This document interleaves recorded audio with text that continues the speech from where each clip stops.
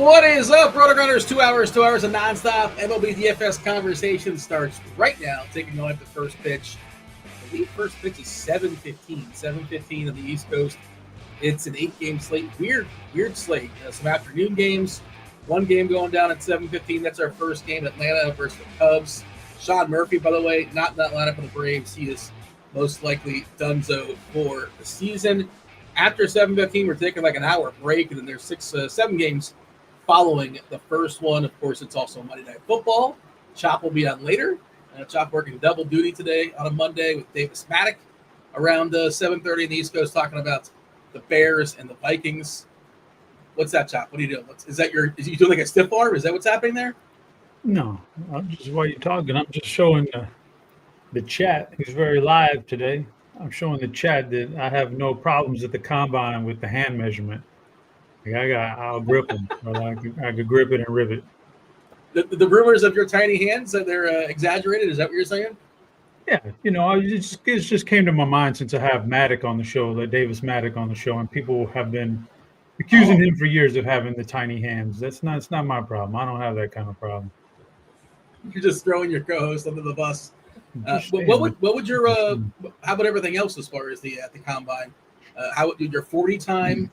You can jump and hit all those bars and stuff. How many bars can you hit? Back in the day, I've had some pretty decent leap for a 5'10" guy who weighed around 200 to 205.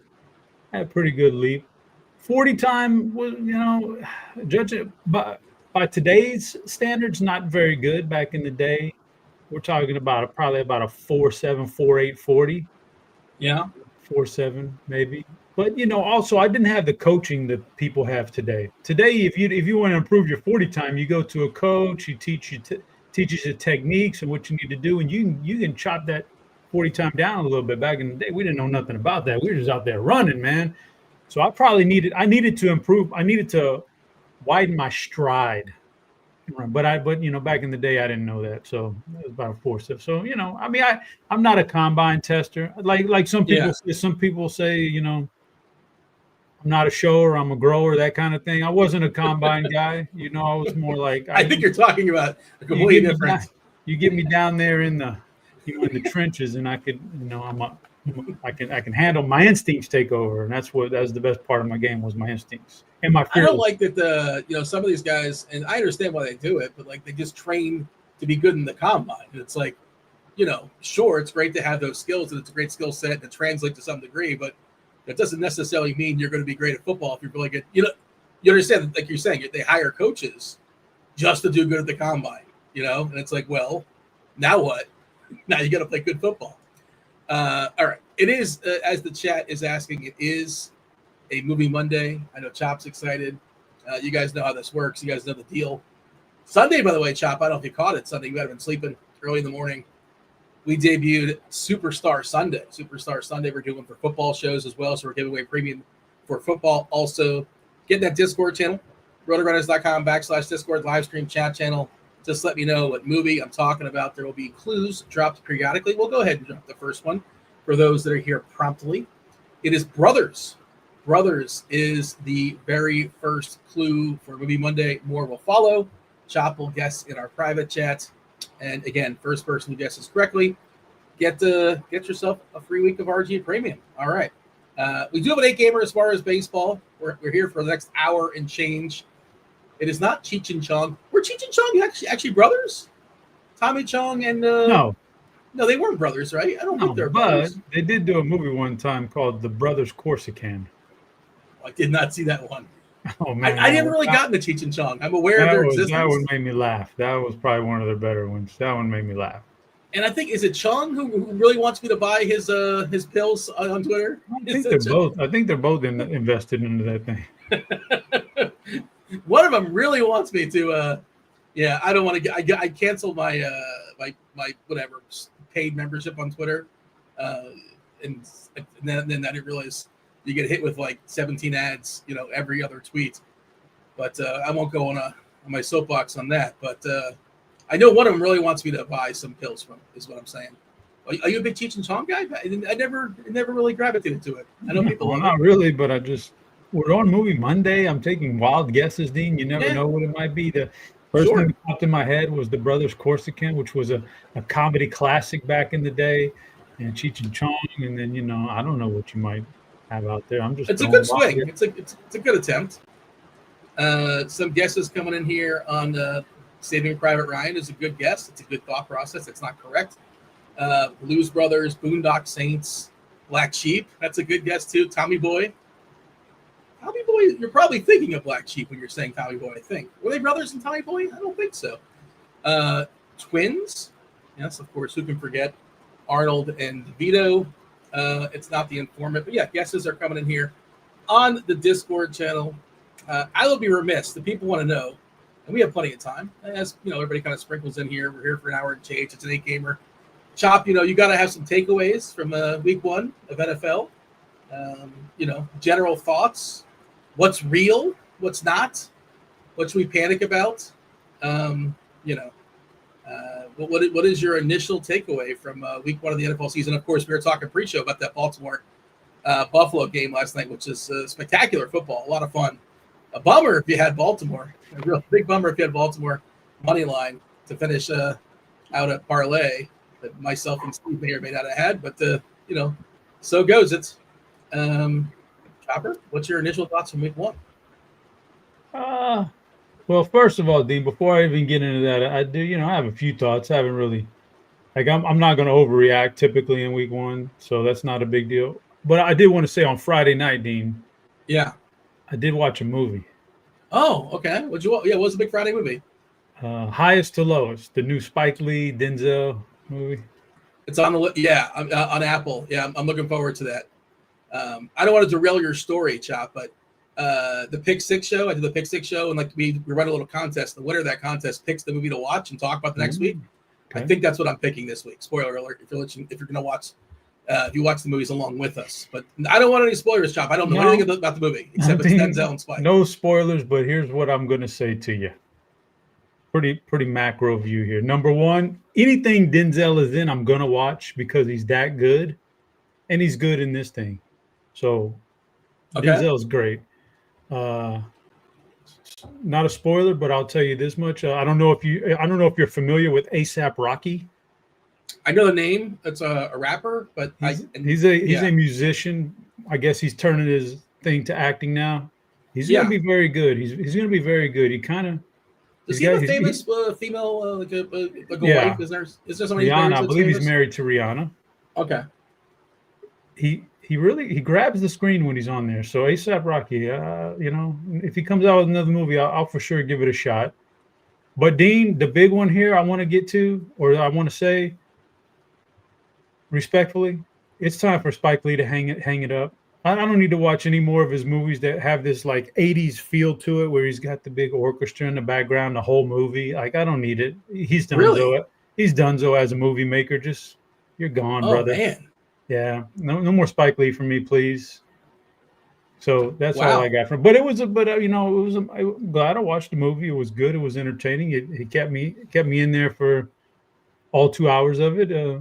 Very solid. Loved the performances. Just could do away with the Spike Lee manufactured drama BS that he does now. That he always did. I mean, we put up with it in the 80s. Do the right thing and all that. Okay, fine. He got game. Hey, man. Again. Yeah.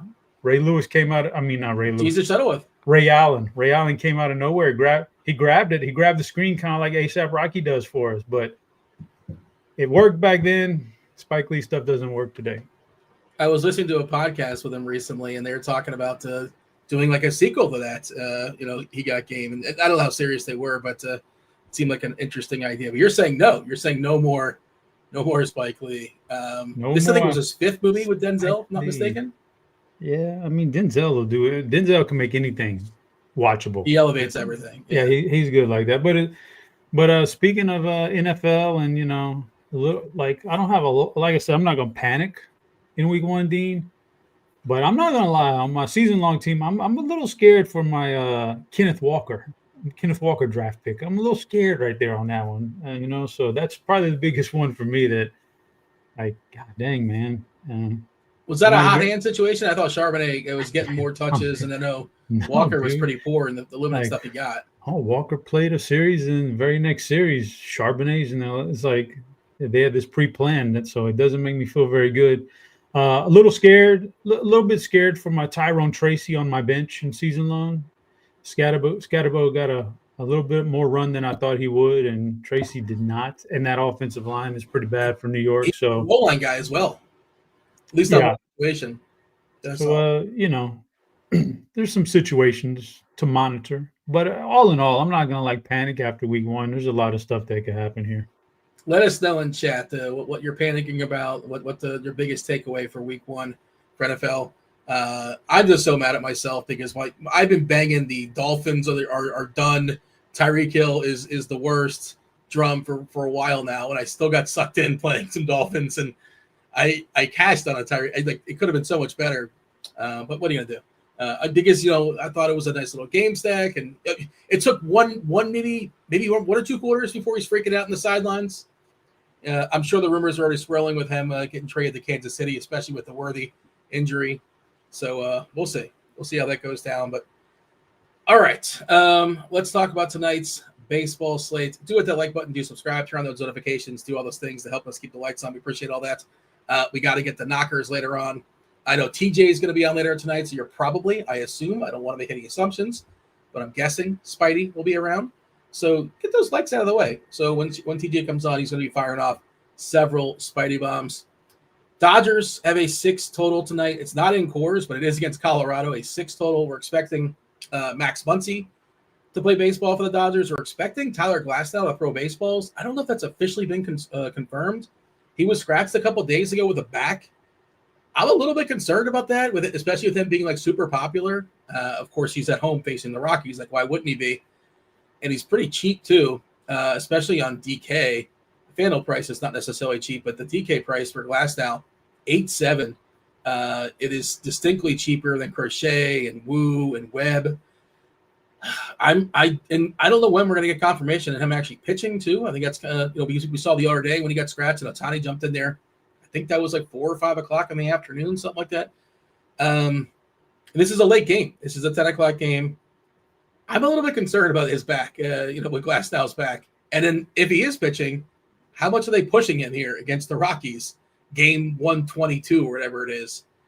I'm curious to get your thoughts on that. I do want to pull up CR ownership stuff because last I saw, I'm giving it a refresh. I think it was 43% owned or so on DK, which is that's a huge number. Again, you're getting a big discount. Yeah, 43%, Woo at 34, Crochet at 31. Tough ballpark there, but of course, Crochet probably the highest upside of everybody. Logan Webb, revenge game against Arizona. I guess he's already had his revenge against Arizona. And then Yu Darvish is kind of the cheapy SP2. If you want to save some salary, he's the I don't want to say clear and obvious guy, but I guess he's the clear and obvious guy here at home versus Cincinnati. Not that you necessarily feel amazing about it, but totally understand why. Curious your general thoughts before we dive in. Glasnow, Woo, Crochet, Webb. I think it's pretty clear. That's a clear top 4 on the slate. If you want to, I think it's those 4. I was considering adding Imanaga, which I guess you can, but not enough Ks, I don't think, to throw them in there. Your take as far as tonight's 8-game MLB slate before you fully dive in. What is your general overview? General overview is I don't know who made this schedule, but it's weird with the 1 game at 6 o'clock, 1 game at 7 o'clock, and everything else late. Kind of sucks, man. I like to have all my lineups out there but when I start to build, so I have all that information in front of me, and we're up against it with the football game tonight and everything. So I don't like the way they did that. Who did that? I don't know. But yeah, there's lots of high-end pitching at the top of that zone. There's even a couple guys you could go down in that range for. And spoiler alert, big overview is I didn't like a lot of offenses tonight. Did not love a lot of offenses. A lot of my tier board is in the lower half there, 4s and 5s. But, maybe you can convince me otherwise. I really like one that I think is going to be kind of popular, but And it's not the Dodgers. Like, I like the Dodgers plenty, but I like another one that, I think they're kind of obvious, but we'll see. They are. Do you know who it is? You kind of know who I'm 100%. No, I know who you're talking about. Yeah, I mean, I've been picking on this pitcher and I've been picking on this team for weeks now, ever since the trade deadline. So that there's kind of a hint for you. Yeah, they don't officially have a 5 total, but they're right there. They're right there as far as their total. But yeah, I'm making almost 100% certain my main lineup is going to be consisting of 4 or 5 hitters from this team. But we'll get to them soon enough. But I'm curious how you're handling the pitching, because I am a little bit concerned about Glasnow. Under the assumption he's pitching, we're assuming he's pitching tonight.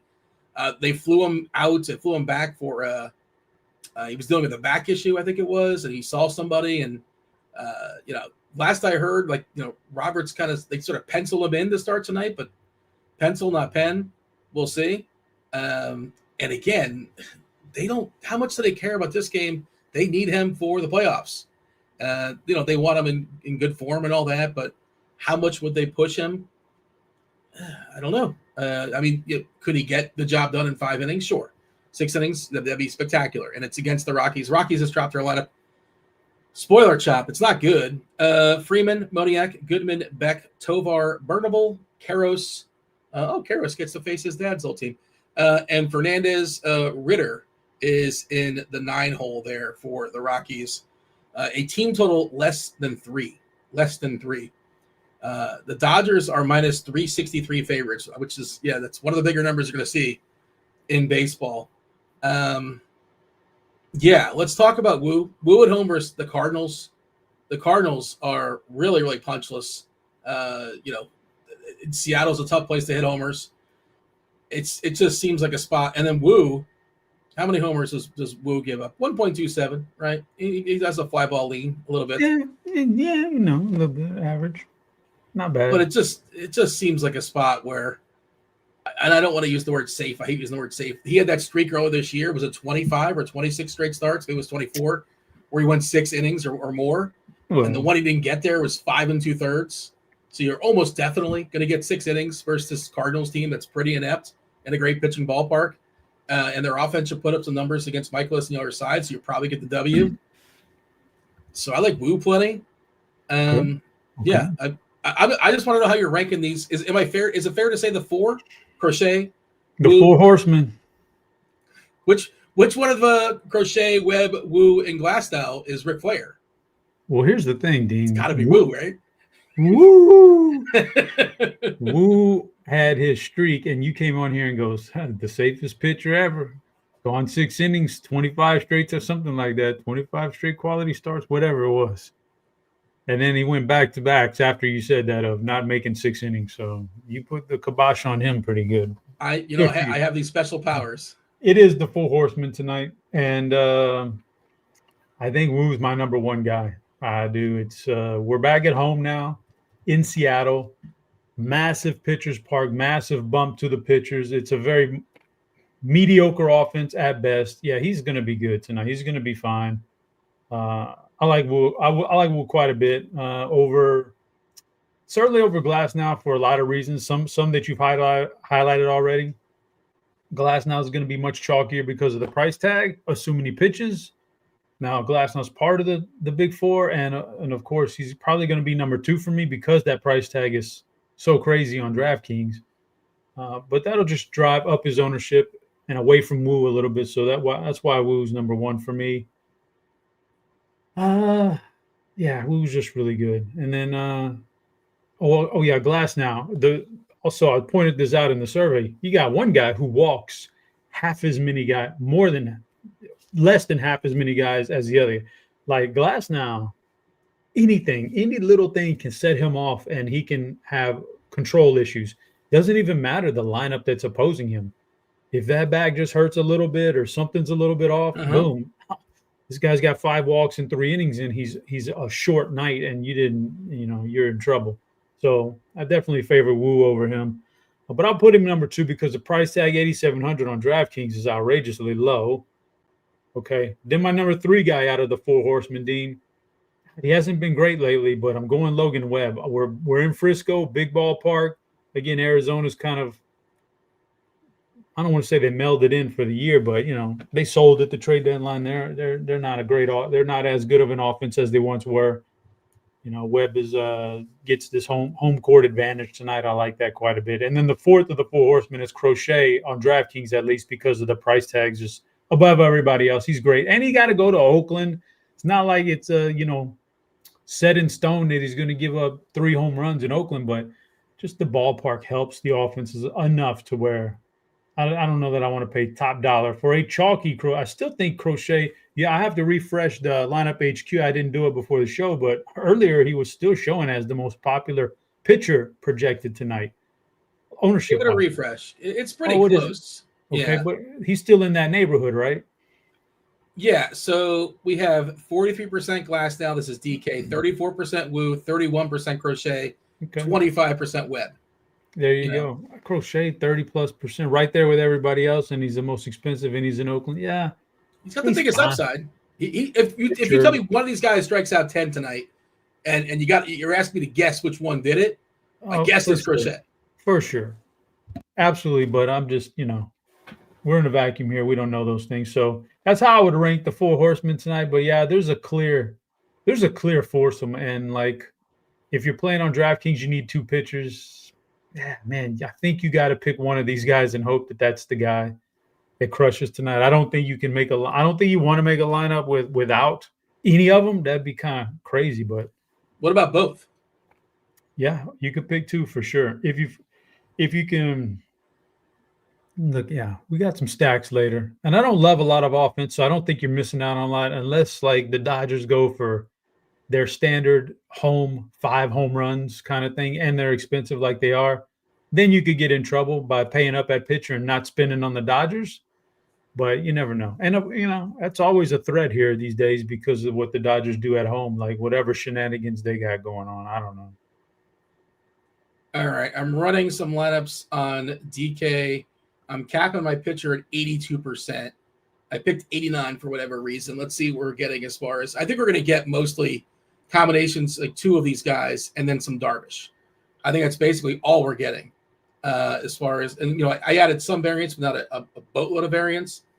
So Glass now is hitting the ceiling, which I don't like, 82%. And I understand all the reasons why, but I just don't know if the projections can capture – back issue, Dodgers, Dave Roberts, like you said, he has 1 or 2 innings.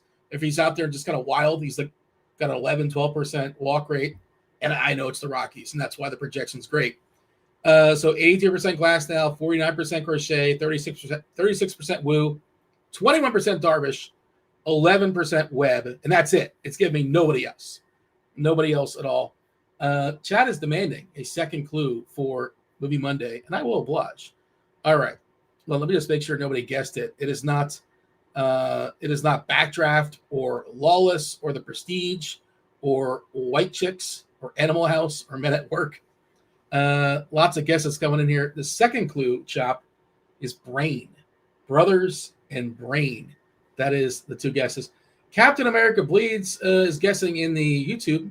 It is not Teenage Mutant Ninja Turtles. Were they all brothers? I guess they were brothers, right?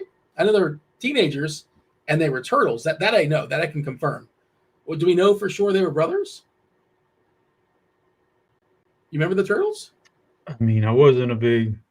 No, not. I mean, I remember them, but I wouldn't. I didn't watch that too much. You watched the one with back in the day. You watched it? No, you never really. Watched it. Not a whole lot, but I mean, if you're asking me to guess if they're brothers, I don't think they are. I think they just kind of grew up together. I don't know. Yeah, I just know that they had their sensei was a guy named Splinter. Yeah, get a stick. Yeah, and I just remember there used to be a kid that looked like Splinter in school, and he would get so mad when people called him Splinter. It was rough. Well, rough times. It's not flattering, probably. Yeah, rough times but and I hate that. I hate looking back and thinking about the times people got bullied in school. That sucks. But yeah. He was Splinter. For sure had a resemblance. I knew a guy in college who had a stick, and we called him Splinter too. It's just weird. We were a little. He walked around with a stick for no apparent. I mean, it wasn't like he had a walking issue. It just he liked to have a stick in his hand. Anyways, So let's talk about Darvish. He is the cheapie du jour. Obviously he's not as young as he used to be. None of us are. That's just how math works. But he's pretty cheap. He's facing a Cincinnati team we're not afraid of. He helps you get an extra bat or two. He is favored -144 here against the Reds. Pretty positive ballpark as well. Great guess, Chop. It is not Rain Man. That is a very good guess. That is a good guess. But it's not Rain Man. They were brothers. And Tom Cruise didn't know this until he was an adult, right? Talk about Darvish, because I think I'm going to focus on two of those four. But he is like the trapdoor. If you need the trapdoor, it is Darvish, because you can just kind of work backwards. Am I going to Ross? I guess Luis Morales is like the interesting tournament play. Just kind of, we've seen him so far in a cup of coffee. The Ks have been pretty impressive. 27% Ks. Now, looks a little bit fraudulent if you look at a swinging strike rate at 9.3%. So that's probably skewing a little bit high. But, in the absence of Roman Anthony, certainly weakens that lineup there for Boston. I do think he's interesting for tournaments. He's been great so far. 1.59 ERA. The Sierra is almost at 4. So talking about how he's been, pretty lucky. 221 BABIP. The home run or fly ball at 6%. That's probably going to change. This is all 28 innings, so like grain of salt. But he's looked good so far in a small sample. But talk to me about you, Darvish, who's, okay, 22% Ks, 7.9% walks. Not terrible, not amazing. The ERA is not good. But the Sierra is telling us he's been better than the ERA. 1.5 homers per 9, almost a 15% homer fly ball. A little bit unlucky there. But, is that, if you need it, is Darvish your cheapie? Is it Morales? I don't think it's anybody else for me. Cheapies, Dean. Here's the thing about Darvish. So he's still really cheap. And I think the reason why he's not moving too much, I think we're overvaluing Darvish and looking at him and going, oh, he's so cheap. Let's keep playing him. To be honest, he's been back now off the injury list for, I don't know. I'd have to count it real quick. But I got to say 12 to 14 starts probably since he's been back. He's had 3 games where you'd look and go, oh, he's 6,900. Boy, he did very well for this price tag. Everything else, man, he probably cost you any shot you had at a GPP. So I don't know that I value you, Darvish, as much as other people tonight. I don't know why. I mean, he always gets assigned a low team total against him, so everybody loves that, and he's got the name recognition and all that. But I don't know, man. Not a huge Darvish guy. So if I can't get down to 6,900, then I just don't get down there, because there's certainly nobody below him I like. There's only one guy slightly above him that I think is actually an exceptional play tonight. But Darvish, I'm not a huge Darvish guy right now, Dean. No, and if you're not now, you're never going to be. Is he 40, 41? It's not like in 2 years, hey, this Darvish guy, I'm coming around on him. This is it, right? I don't think he's maybe he's got a little Charlie Morton in him. Who knows how much longer he's going to stick around? But, probably never going to be a Darvish guy if you're not right now. Just got the Angels, by the way. Spoiler, that's the team I really like tonight. And this is not good. I don't like this. Ohapi is he's got the concussion, so he's out for 7 days. But no d'Arnaud. We're not getting, typically you get the other one. If one doesn't play, we get the other one. We're getting Rivero. Do we know who Rivero is? Because I liked the cheap catcher. Okay. Is that, do we know who Rivero is? I have to give that a Google. That's who's playing catcher tonight for the Angels. Just got the Padres, Tatis, Arraez, Machado, Sheets, Laureano, Morel, Iglesias, Cronenworth, and Freddie Fermin. Let's see. Any winners here for after the second clue? Somebody else guessed Rain Man too, Chop. Look at that. Great minds. The Darkest Minds, Good Will Hunting. It's not Good Will Hunting or Inception or American Flyers or Mars Attacks or The Matrix or Limitless. It's not Twins or Stuck on You. Remember Stuck on You? Greg Kinnear and Matt Damon. It's a wild movie. We do have a winner there. Of course, there's your winner at 2. We got a winner in 2. It is Blink 182 Rue. we'll continue with the clues. But there you go. I had another clue. I mean, I had another guess queued up too, man. Well, you know I what? was ready. I was ready to pounce on it and hoping it was right, but I guess I don't get a shot at it now. Well, no, you don't know the answer. I know you're not looking at the Discord, so we'll give it you. We'll give you another shot. We'll drop another clue in about 10 minutes or so for those that are still playing out the string. Is there anything else that needs to be said as far as pitchers? I mean, Chris Matt, I don't think we're playing. I mean, he's throwing baseballs in San Fran, so I guess that's the best thing you could say about him. I can't imagine playing Michaelis, Quintana, Latz. I know this Texas lineup. The only one I would I don't know that you mentioned him, but if you didn't, I'm going to mention him now. The only one that I have on my radar that I could play tonight, other than what we've already talked about, is Nick Lodolo. Okay. Who has a bit of strikeouts in him. You know, he's not terrible. He's not bad. And San Diego, not you know, they don't strike out a lot, but they also don't hit a lot at their home stadium. So I think he's in play. Since he's loaded with good power arms, man, on their staff, they just got to get their offense together. But I think he's in play. Hunter Green did it again yesterday. I think he had 12 strikeouts yesterday. Yeah, they're loaded, man. Yeah. So I don't mind them. I don't mind them in San Diego. Definitely an upgrade for him as far as Parks is concerned. So Lodolo's in play for me, and there's not a lot cheaper than that I would really chase. You're not going to believe this, but our guy Eric in chat, Eric Johnson, is saying we missed somebody. I'm not sure if you're reading the chat. What pitcher did we miss? Who should we have talked about glowingly on this? Now remember, this is Eric Johnson. What pitcher did we goof and just not talk about for whatever reason? Let's see here. He wants Dolander? Dolomite? he wants us to play Dolomite? Is his name.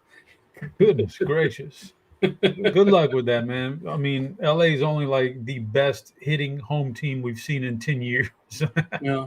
Some would allege. So I wouldn't allege, but some would allege there's some kind of shenanigans going on there. Not me, but there's clearly somebody's hanging out. Somebody's hanging out in the dugout alley with trash cans or buzzers or something. Something's going on. It's probably a little more technical out there in LA now. They got resources. Captain America is asking about Latz. You know, have you considered Latz today? Nah. Let me see. Let me pull up the numbers real quick. Let me just not dismiss him. A 4.4 team. I mean, here's the thing. Spoiler alert, Dean. In the next segment, I'm not in love with Milwaukee. Spoiler alert. Not in love with Milwaukee. Won't have them ranked high. But it's not. They're good enough. They're pesky enough. I don't want to take Latz against them, you know. Like 22% K rate. Like I'm gonna pass. But I mean, good for you. Go for it if you feel like it. Also, the pitch count is kind of goofy. 71 last time, 66 before that, 42, 35. They're converting him to a full-time pitcher, it seems like. But best case scenario, you're getting like 5 and change. I guess you could tell a story. He gets to 6 innings. And there's just the strikeouts there. You said pesky for Milwaukee. The projected lineup today. I say projected lineup. That is the official lineup, correct? I think that's the official lineup. That is the projected lineup. Projected lineup, 18.8% as far as striking out. First 5, all in the green as far as, not striking out. First 8, all in the green as far as WOBA. I don't see it. I don't see the reason for it. And again, if you're running 150, if you want to throw in a sprinkle, I guess, sure, why not? That's not something I'm doing. I just have a few main lineups tonight. All right. Anything else you want to say as far as pitchers, Chop? I think we're clear. All right. I'll drop the third clue, Chop, just for fun. And we already have a winner, but the third clue for Movie Monday was Wood. Brothers, Brain, and Wood. You said you had a third guess already on layaway.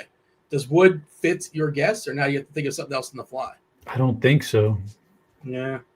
My next guess off of those 2 clues, I guess the Rain Man, but if the one I wanted to put in there was From Dusk Till Dawn Brothers, and one of them is smarter than the other, Tarantino and Clooney, but yeah, that wasn't it. I guess Wood doesn't fit that. That was a good movie. Yeah, I mean, it's been I saw it many, many years ago. It's been a long. I think only once was, so I don't recall much. I think there was a snake. Salma Hayek had a snake. Salma Hayek, Prime. That was her start. Prime Is somehow. that where she was discovered? At least her big break in America. I don't remember. Pretty sure. That sounds about right. Pretty sure it was it was either that one or that Antonio Banderas Desperado movie. I could have One been of those, too. but they were both at the very beginning. So yeah. Oh, I got a guess for you, Dean. Oh, okay. Can I guess out loud since somebody already? Yeah, sure. Why not? Take me through the thought The process. Social Network. Why do you think it's the Social Network? Brains. Homeboy went to Harvard. Yeah. Brothers. The Winklevoss guys were okay. in the mix, and then Wood. I think in the movie wasn't Justin Timberlake in the movie and Timber. Yeah. / Drop the Wood. thought. Yeah. Yeah. It's not, but I see where you're at. Dang, I was on that one too, man. Are you excited about they're having a part 2 drop, an update? Of what? There's gonna be a new Social Network. What's it gonna be about? Isn't that just? I think it's gonna be how AI is affecting our lives. I think come on. the original gangs getting back together, except for a couple, are not going to be in it. But I think it's the same screenwriter, if not mistaken.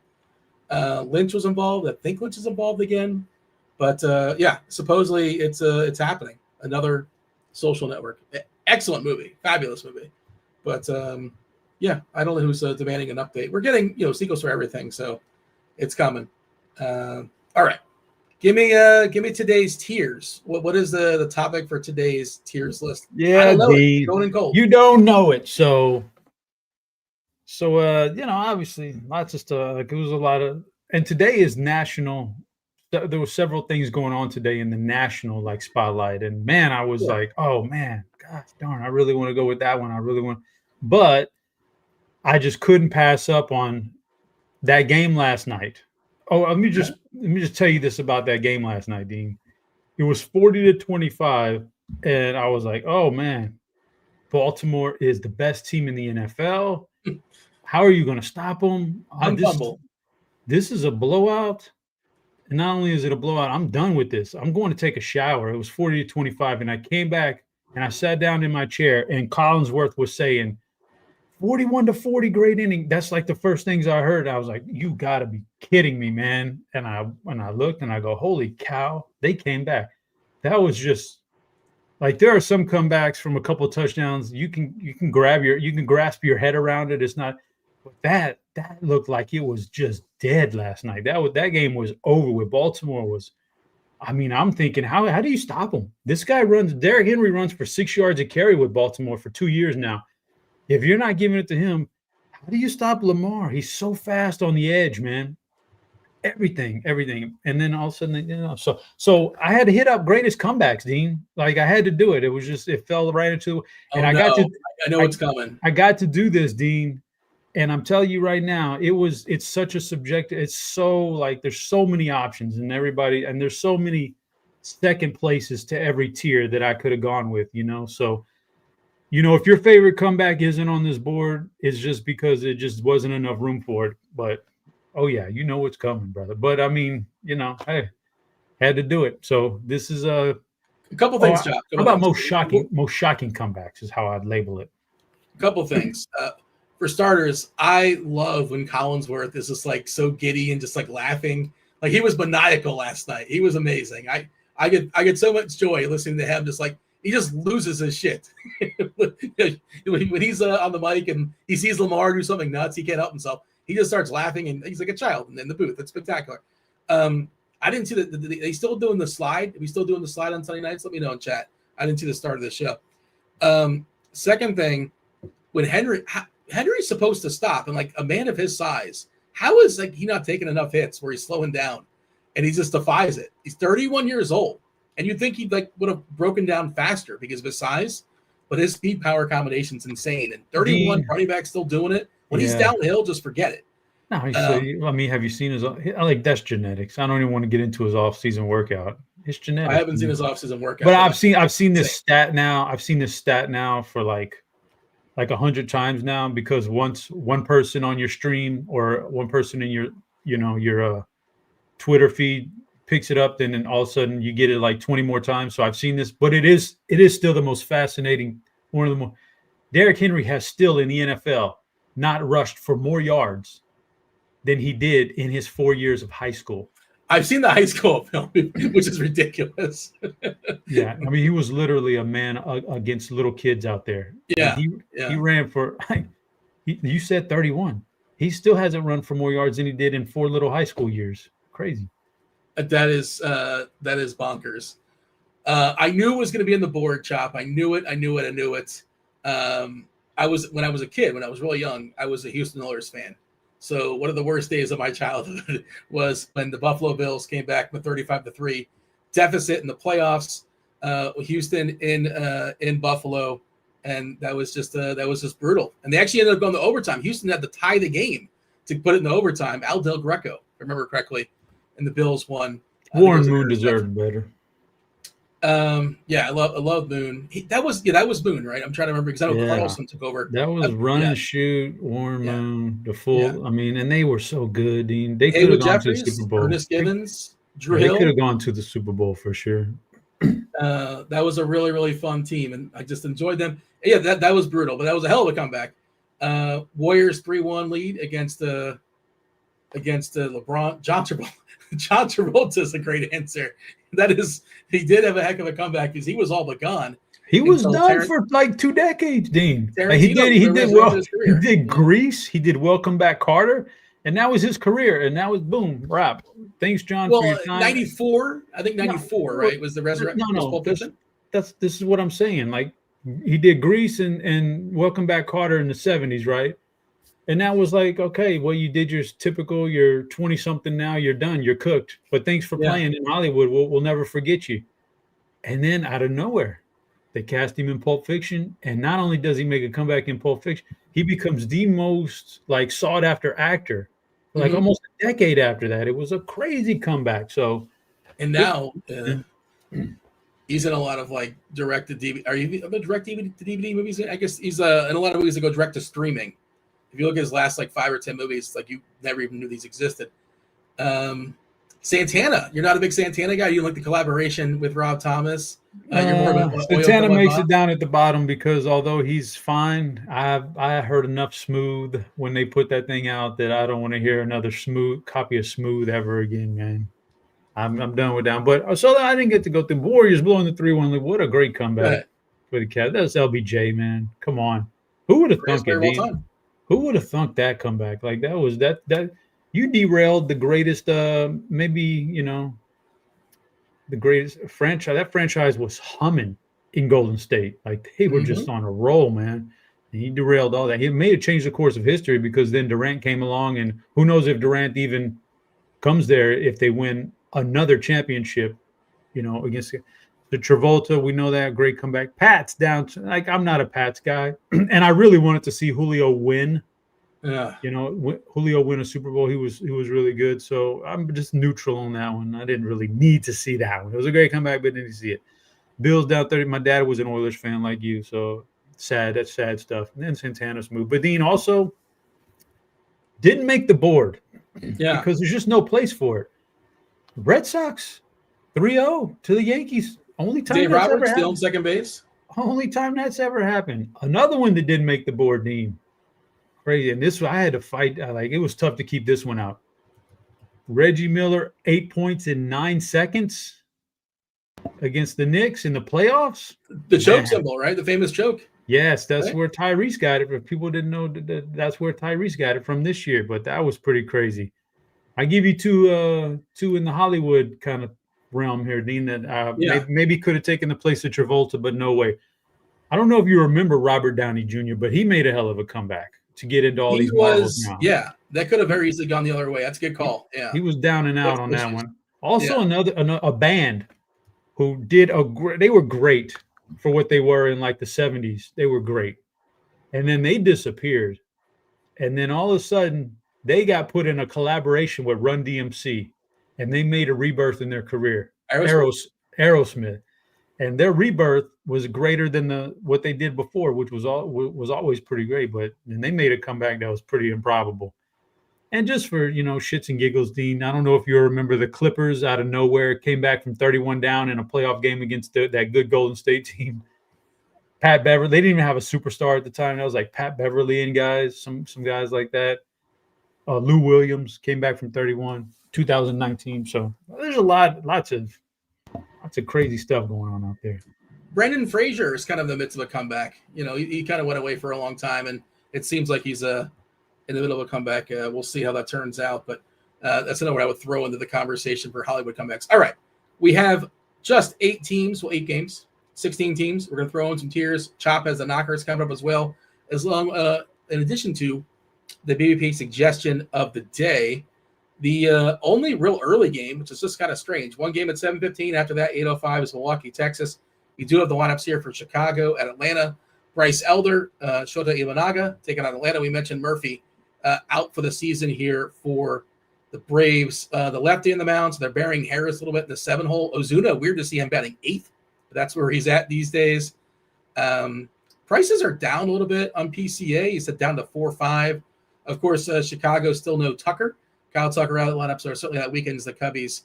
Bush leading off there. Bush, Happ. Happ seems pretty cheap. Suzuki as well. All these Cubs are cheaper than they typically have been. How do you see the Cubs and the Braves? I see it. I also see a lot of people in chat not happy with the list. Guys, it's very subjective. I mean, I just gave you like 10 other things that could have made the list, but I just didn't have room for it. And the music, as good as the Music City Miracle was, I'm not saying like that doesn't a big comeback. Yeah, that one doesn't fit the mold of this kind of a comeback, which we're talking about, which is down to where one of those things where they show the graph and you're 99% one team is to win, and then the 1%er catches they're out. Like the Music City, no, like I get it, and the Cardinals over Rangers in Game 6 doesn't fit the mold. But I thought about that hard because it got me thinking about. I don't know if you remember that the Cards down to the last strike. Nelson Cruz, right feet. Was it Nelson Cruz? Right? Why would you not have taken him out in the top of that inning or jump for the ball? He wasn't a good right fielder. Why is he in the game? Like, get your best defense on the field, man. And then Freese had 2 strikes on him, 2 outs, 1 strike left in the game, and Freese hits it over his head. Yeah, that was rough. But yeah, it was a fly ball to right field, and I think it could have been caught. I'm pretty sure it could have been caught. No doubt. And any mediocre right fielder catches it, and the Rangers win their first ever World Series. Hey, whatever. Yeah, all those things could have made the list, guys. Come on, this is a tough one to narrow down, but give me a break, man. All right, we're going Atlanta, Chicago. Yeah, I mean, when I initially did this, I had Atlanta in tier 4 and Chicago in tier 4.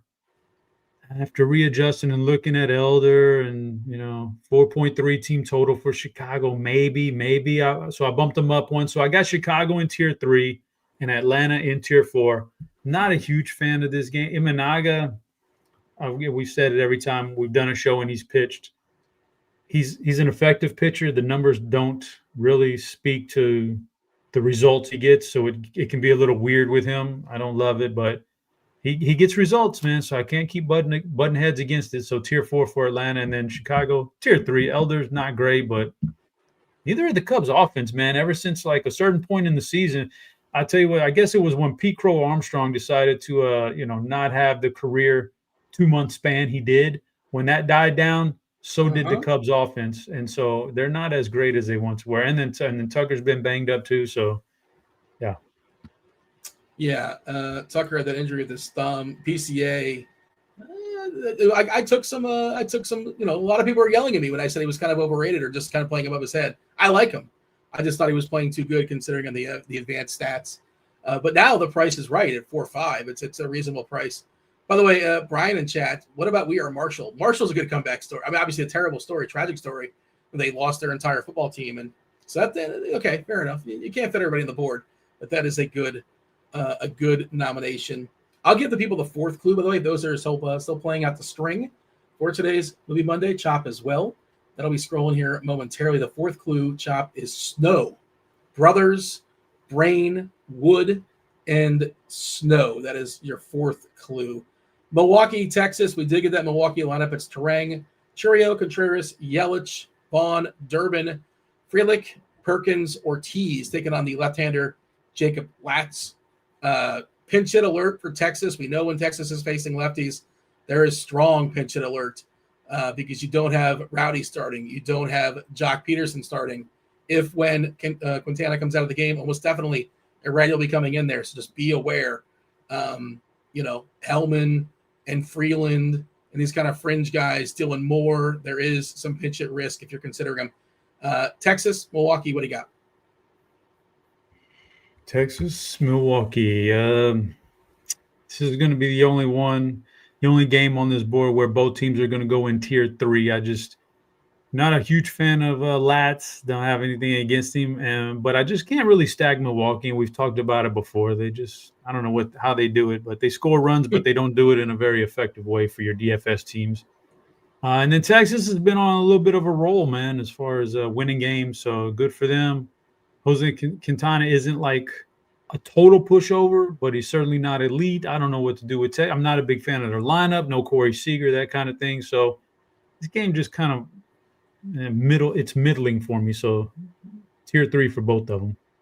Some more suggestions coming here, Chop. Stephanie saying Damar Hamlin's a good answer. He definitely that came is back a from good the dead. Yeah, that's pretty good. Yeah, well, pretty good maybe comeback. We don't know what the hell is going on. Some would say the whole thing was staged. The whole thing is just so somebody can win a best ball tournament. And also just to win the best ball tournament, exactly. There's a lot of money on the line. Also, just a correction, we have Minnesota in a tier 3. That should be Milwaukee. The Beach Boys, Kokomo. I think a lot of like the real Beach Boy fans do not like that song, Kokomo. I'm fairly certain of that. And Tina Turner, I didn't know she went away. I don't have a. That was a good call. I thought about Tina Turner on the comeback. Okay, I didn't know she had a big period where she went away, so that was not on top of that. She was getting the heck beat out of her by Ike Turner, man. Well, I know that story. She made a heck of a comeback. And all of a sudden she pops up out of nowhere with "What's Love Got to Do with It?" What a banger, man! What great comeback for Tina. R.I.P. Tina Turner. Did she recently pass? I didn't know this. I mean, we have to Google it. I don't want to. Do you know this for certain? Or you're just kind of I don't know for certain, but let's make sure. Twins? Yeah, she passed. Unfortunately. Twins, Angels. Dana taking on Simeon, Woods, Richardson.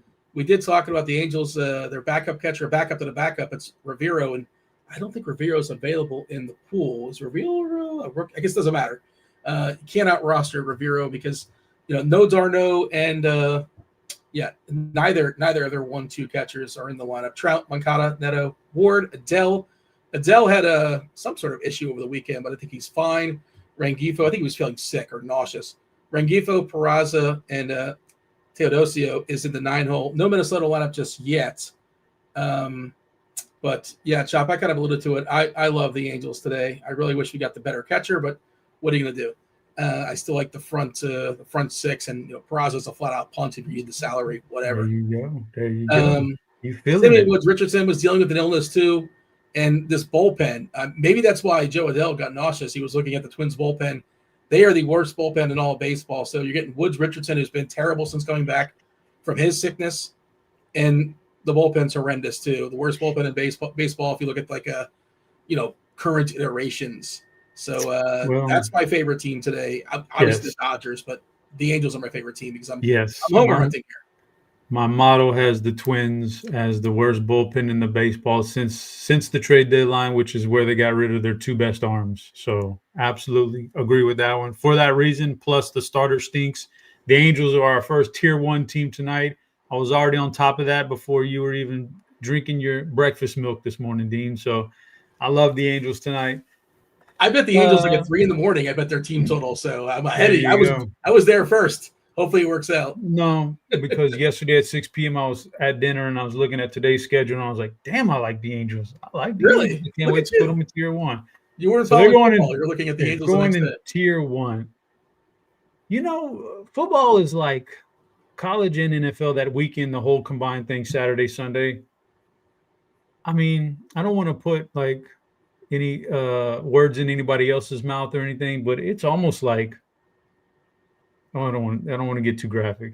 But let's just say that when it's over with, like when that afternoon Sunday slate is done and those 3 o'clock games wrap up, like I've had enough.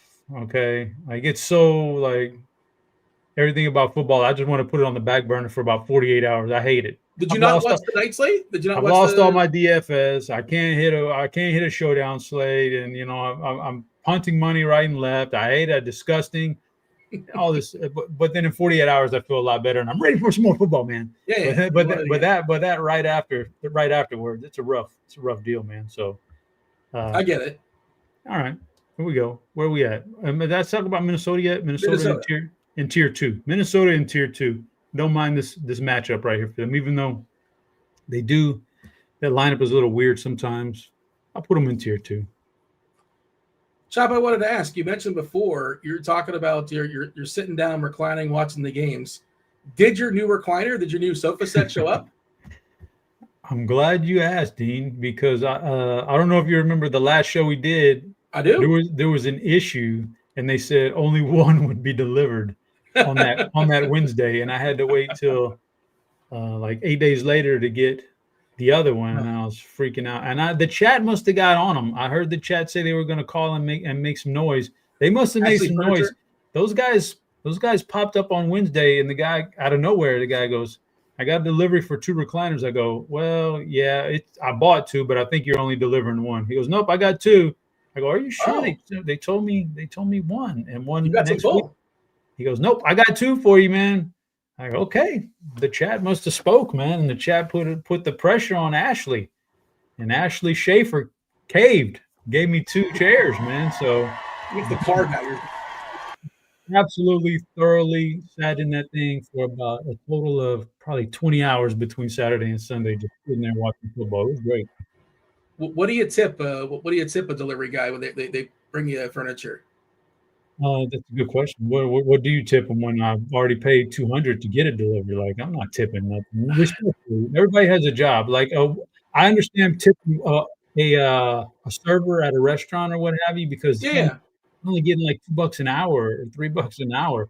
They work on these guys actually get salary, man. The tricky thing is sometimes you have 2 and it's like, what, I gotta give him eat something, or I gotta tell him give one guy and split it. Yeah, there's 3 of them. How do you split a 20 with 3 guys? 3 guys, man. What am I supposed to do? Tip everybody? Come on now. I'm not. You already charged me $200 for delivery. I hope you're paying these guys good. That's not. I hate when we tip everybody for everything. Like, I think someone's gotten out of hand, but I think that's a reasonable. How about let's let the people speak. I see right now we have a poll: who's winning tonight, Vikings or Bears? The people are torn. They don't know. It's basically 50-50. I'm curious if let us know in chat, producer Steve. Let's set up a poll. Do you tip like a furniture's living? Like I'm talking about not like a chair, but like they're bringing you a whole set. They're bringing you the whole, a brand new sofa, a recliner, a love seat, all that kind of stuff. Would you typically tip that person? Yeah, people. Like we all know restaurants, airport. You want to tip the person handling your baggage. 100%. You don't want to go into the Buke. But like this guy. These 3 guys, what am I tipping? I'm tipping you to bring 3 of you to bring 2 recliners into my living room. Yeah, I mean, tip for something above and beyond. You guys are sweating on my floor. I mean, come on. Who has cash? I don't need a tip. I don't need a tip for all that. All right. TJ says tip your DFS touts. There you go. We told you guys to play Aaron Rodgers this weekend. Tip your producer for bringing you the DFS touts. There you go. I should get 1% of winnings on the show. Cincinnati taking on the Padres, 7.5 total, really paltry number. Lodolo versus Darvish. We talked about Darvish as being the cheapie du jour. If you need to save some salary, he's going to be the most popular cheapie as an SB2 on DK. Where do you want to put Cincinnati and San Diego? Seems like a pretty competitive game, Dean. And because it's a competitive game, I don't ever think you can stack against San Diego too hard and heavy in a competitive game, because you're going to get some good bullpen pieces. So since he's a tier 4, even though Darvish probably overachieve a little bit, not very good, but I don't want to stack against San Diego. No, Lodolo's pretty good, man. He's actually really good. I ain't gonna lie. Doesn't walk a lot of guys. All of his metrics are pretty much in line. Doesn't give up hard hits at a high rate or anything. So San Diego's a tier 5. I just don't want to. There's better places. San Diego tier 5, Cincinnati tier 4. Moving along. St. Louis, Seattle, another not very positive hitting environment, but you can't hit the ball whenever Michaelis throws it, does not miss many bats. What is Cal Raleigh at now? I think, is it like 53? I think it's 53 now as far as home runs. I think he's one away from Mickey Mantle. Did I read that? As far as switch hitters for a season, just incredible, not stopping. And he can homers this ballpark as well. Does not care that it's cavernous. Wu on the other side, we talked about how spectacular he's been as far as a floor play. This Cardinals team just lacks all sorts of power. So not a team we're necessarily afraid of here. If you want to play some Cardinals, by the way, have at it. But another team, there's more than one team in the slate that has a team total less than 3, St. Louis being one of them. You do have the lineup. It's not great. Seattle looks like the usual suspects here. Randy Arozarena, Big Dumper, Kyle Raleigh, J-Rod, Naylor, Polanco, Suarez, Crawford, Robles, and Leo Rivas. Mariners, Cards, what do you got? Yeah, so Woo's good, the bullpen's good. You're not. This ballpark is cavernous. St. Louis is a tier 5. That's pretty easy. Seattle, I don't want to rank too high because they just don't hit very well at home. It's a bad park for them. But against Michaelis, against a bad mediocre bullpen at best, I'm going to put them in tier 2 against my better judgment. Even though I don't know how much. Every once in a while, you get one of those power. We had one last time we did a show. It was like Seattle and San Diego did like 8 home runs in the first 3 innings or something. So every once in a while, you get that. So I'm not. So I'll put him in tier 2. But Miles Michaelis, he stinks, man. So we put him in tier 2. Why not? Even though the what really drives them out of tier 1, Dean, because this is a good matchup for them. They're their top. If you're stacking their top 5, you're going to pay more salary than any other top 5 in baseball tonight on this slate. They're that expensive. They're just outrageous. So salary plays a part. And Michaelis, Seattle, St. Louis, that bullpen. Remember they traded their closer at the deadline, Ryan Hensley. Yeah. Yeah, he can't hit the strike zone or he can't get out of games with the Mets over there, man. He's getting crushed. Yeah. So maybe they knew something. We just got the Dodgers lineup up. So Glasnow is in the starting lineup. He is starting tonight. And the other thing of note, no Will Smith. Of course, Rushing got hurt. I saw him get hurt a couple games ago. I assume he's not available. I don't know if he's on the IL or not. But Rortvedt is doing the catching. I think that's Ben Rortvedt, formerly of the Rays. I think that's who we're talking about. Ohtani, Betts, Freeman, Muncy officially back as well in the cleanup spot. Teoscar, Conforto, Kim, Pajes, and Rortvedt doing the catching for the Dodgers. Fifth clue for Movie Monday was already guessed, but we'll drop the 5th clue because we make 5 clues, and Chop's still playing. Maybe some others are still out there playing. The 5th clue, Chop, it is scrolling right now, bottom of the screen. Brothers, Brain, Wood, Snow, and Kidnap. Kidnap probably gets you there. Maybe it gets you there. Not sure. Don't want to be presumptuous. But that is the 5th clue. All right. Crunch time coming in about 10 minutes or so. You got TJ Zwarych. We saw him in the chat hanging out in the bullpen. TJ, one of the greatest DFS players in all of Saskatoon, Saskatchewan, Canada. Erik Beimfohr, as well as Dave Potts. Cheese is good. Next game. There's 3 more to go. It's the Diamondbacks, the Giants, Logan Webb against his former team. D-backs have a team total barely a 3. Another ballpark. It's kind of a theme of the show, Chop. Many ballparks of the 6, of the 9, 8. Bad math. Not exactly hitter friendly. San Fran's got a team total of 4-3 against Nabil. Chris Matt, Giants, Arizona. You said at the top of the show you don't really love a lot of offenses. It's probably another spot where it's not amazing. You tell me. Is it Fargo, Dean? We're dealing with Fargo. It is Fargo, yes. And I don't know if something has happened to your voice. Maybe that was just my end. I'm not really sure. But you sounded like you're underwater there for a second. Fargo is the answer to today's. Nope, I'm still on my Yeti mic. I think I'm fine. But I think you are. You're underwater. I can hear it, Dean. But that's fine. You're good. It's raining again. It won't stop raining. Love the rain, Dean. You gotta love the rain. This is not an offensive style game. Even though the pitching for Arizona isn't good. San Francisco's a tier 4 because of the ballpark, and Logan Webb plus this ballpark equals a no thank you for Arizona. They're a tier 5. Get rid of them. Don't need anything from Arizona tonight. All right. I'm muting my mic here with the rain because I know it's pretty annoying. You're taking San Fran in tier 4. That's Bills 35-3. Thank you for not saying it was the others. The people know. If you're old enough to remember, but I guess we didn't have enough space to put Bills 35-3 versus Houston. And then you're throwing Arizona in tier 5 against former teammate Logan Webb. 2 more games to go. Boston in Sacramento. It is a 9 total. Boston doesn't have a team total of 5. We talked about Luis Morales earlier in the show, who's looked really good. The strikeouts have been very good. The ERA is good. Pitching a little bit above his head against a Boston team, without Roman Anthony, who's maybe he comes back during the playoffs. We'll see how that works out, but very likely out for the season, right? Duran leading off, Bregman, Story, Nate Lowe, Gonzalez, Yoshida, Rafaela, Sogard, and then the catcher Navarez in the 9-hole. How do you feel about Boston and the Athletics? I mean, Oakland, even at home, clearly, I just don't know that it's great to attack a guy like Crochet. So they're a tier 5. I don't want to mess with that part of it. Tier 5.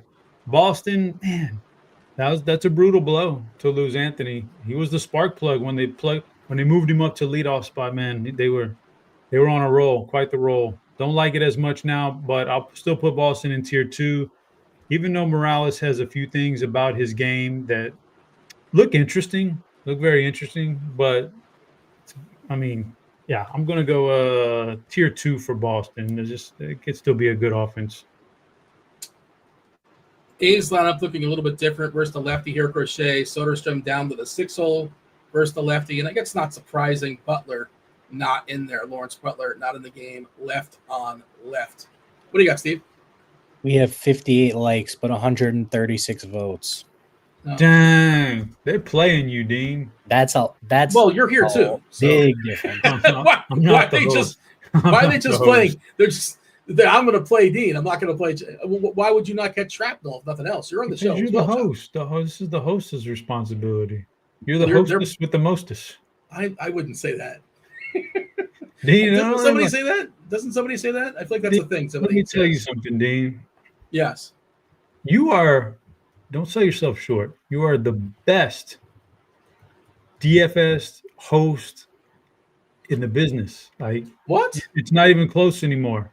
There used to be some guys who could, Anymore. It's fallen off or some other people, or I don't even know. You got it, and you're the best. But you do got to get our likes up a little bit because it's kind of ridiculous. That's very flattering.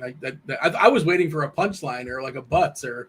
So you did taking a left turn there, but that's very kind of you to say. Just, those guys that run pure got a couple guys that are okay, but nobody holds accountable to you anymore, Dean. You're just like you're on a different level. You're the LeBron James. What? No, I'm not the LeBron. You got the longevity, been around for decades almost, still doing it at a high standard. Yeah, you got it, man. Well, that's very kind of you to say, Chop. All right, I'll make sure to tip you after the show. You got to send me your Venmo. Last game. Oh, we got the knockers. Knockers on layaway as well as the old BBP suggestion. But the last game what's that? As well as what else we need? The knocker blockers, and we got one game left. Oh, so you know it's coming. Right. So you know it's coming right now, Dean. What a terrible job hosting by me. I totally forgot about the knocker blockers. That's your whole gimmick. One of your 3 gimmicks. Rockies, Dodgers, Tyler Glasnow officially is starting, taking on Chase Dollander. 6 total here for the Dodgers. No Will Smith. That's of note for LA. Despite that, still, the 6 total is pretty strong. We have Max Muncy. He's back. He's in the 4-hole. Another team with a team total less than 3. It's the Rockies outside of Coors. We talk about the Glasnow thing, man. I'm a little apprehensive, but certainly on paper, the math works out that he's a spectacular play, especially on DK, where you're getting a pretty significant discount off of, the other 3 top pitchers, Crochet, Wu, Webb. We don't throw them in the conversation, but yeah, this is for stacks and stacks only. How are you handling the Rockies and the Dodgers?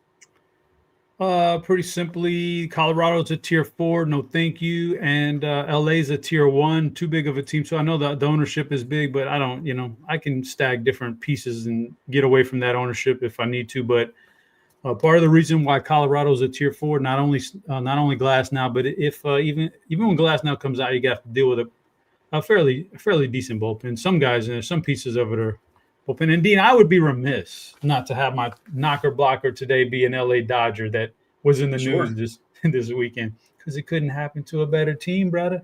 It's Blake Treinen, 37-year-old right-handed pitcher. I gotta give him some love today as a knocker blocker, because he is pretty good. He has a 3.65 xFIP this season. It's been good for a while now. 3.06 last year. Strikeouts over 14 batters per 9. But come on, man. Yamamoto was 1 out away from a no-hitter. You turn around, you blink, and Treinen blew the whole win for him and everything. So I thought that was rather funny as a Dodger hater. He wasn't the last guy in the mound, though, right? It was somebody else. I think it was Treinen's runs. Oh yeah, don't make any mistake about it. Treinen blew that 3-0 game, no hitter into the bottom of the ninth. A solo homer for Jackson, right? Jackson Holiday. No hitter, 2 outs. One batter left. I think he was even down to 1 strike left because that was a long at bat. Yeah, and then I don't. 4 runs off the lack of effort to jump for the home run, probably weren't going to get it, but you got to jump for it, buddy. But anyway, then Treinen comes in. Would have caught it. Yeah, then Treinen comes in and blows the whole win and everything, man. So that was pretty funny. Well, I mean, that was the day they celebrated. Oh God, it's the 20-year anniversary. When did Ripken get to 21-31? When did he officially get 21-31? They stopped the game and they had Ripken go around the field in like a car or something. Did you see any of these images? Are you aware this happened? Like he reenacted you remember when he did it back in the day in '93 or something like that? You know, when he trotted around and once the game became official, he officially played his 2000. The only thing I remember was Hideo Nomo serving him up a meatball right down the middle in the All-Star game just to get him his walk-off home run. That's like one conspiracy that might be right. You have all your conspiracies you're throwing out there. That one might be correct. And in the All-Star game in Baltimore, like who cares? And not even did the game mean anything then? I don't recall if that was actually factored in to home field. I don't think it did at the time. But I guess it was 30 years ago. The chat's telling me that was 30 years ago that Cal Ripken took that trot. 2,131 consecutive games played, I think was the number, which is and I think it extended beyond that, but that was the one that broke the record, which is completely bonkers. And the closest guy in baseball, I think, is Matt Olson at around 600. Just guessing, 700. Yeah, pretty wild. Dodgers up there with the Angels in the top tier. That is the board. The board is set. If you joining us late, Chop power ranked greatest comebacks inspired by last night's Buffalo Bill comeback against the Ravens. Tier 1, Chop has the Warriors 3-1 lead. Shout out to the Cavs. Shout out to LeBron. 2 teams. It's the Angels. It's all by California and all of it. Warriors as well. Angels and Dodgers in that first tier. John Travolta, big comeback there with Pulp Fiction. His career was on life support. The Twins, Seattle and Boston. I think it was like The Boy in the Bubble. He did like a TV movie, The Boy in the Bubble. Never saw it, but I know that was a thing, and that's when things weren't so great for his career. Patriots 28-3, tier 3. That's the Cubs, Texas, Milwaukee. Bills 35-3 against my Houston Oilers. Atlanta, Cincinnati, San Fran, Colorado. It's tier 4. Bottom tier, Chop just not liking Rob Thomas, not liking Matchbox 20. His duet there, with Santana. San Diego, that's St. Louis, Arizona, and the A's all in tier 5. Chop, the people want not the knockers. They also want the BVP suggestion of the day. Fire away. There we go. All right, the BVP suggestion today. Eugenio Suarez against Miles Mikolas. We're rolling Suarez. The knockers, Dean.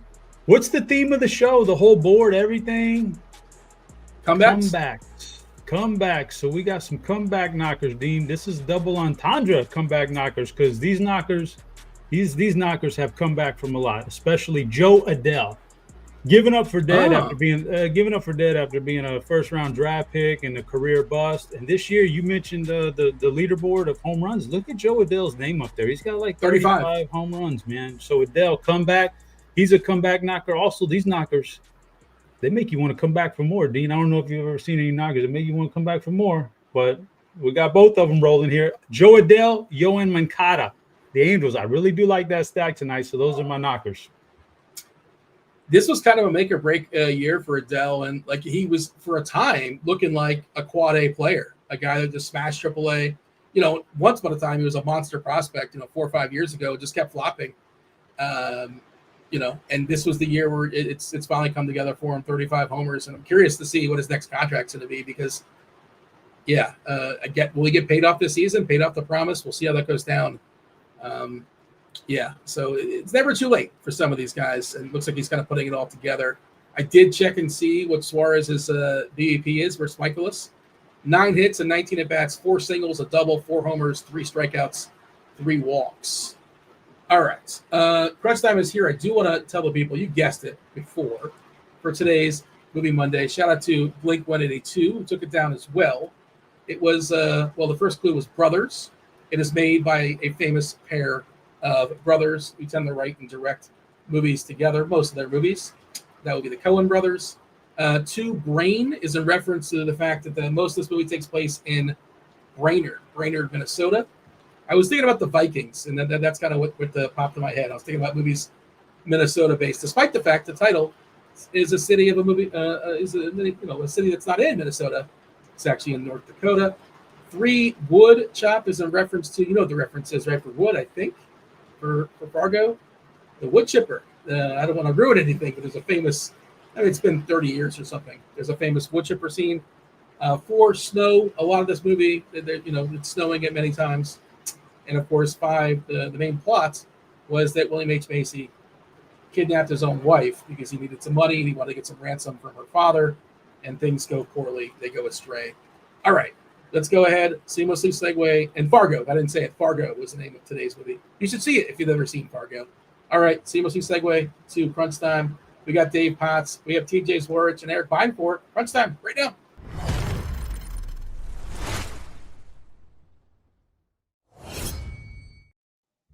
TJ, I know you're on your mission to watch all the good movies you've never seen or you couldn't appreciate when you were 10.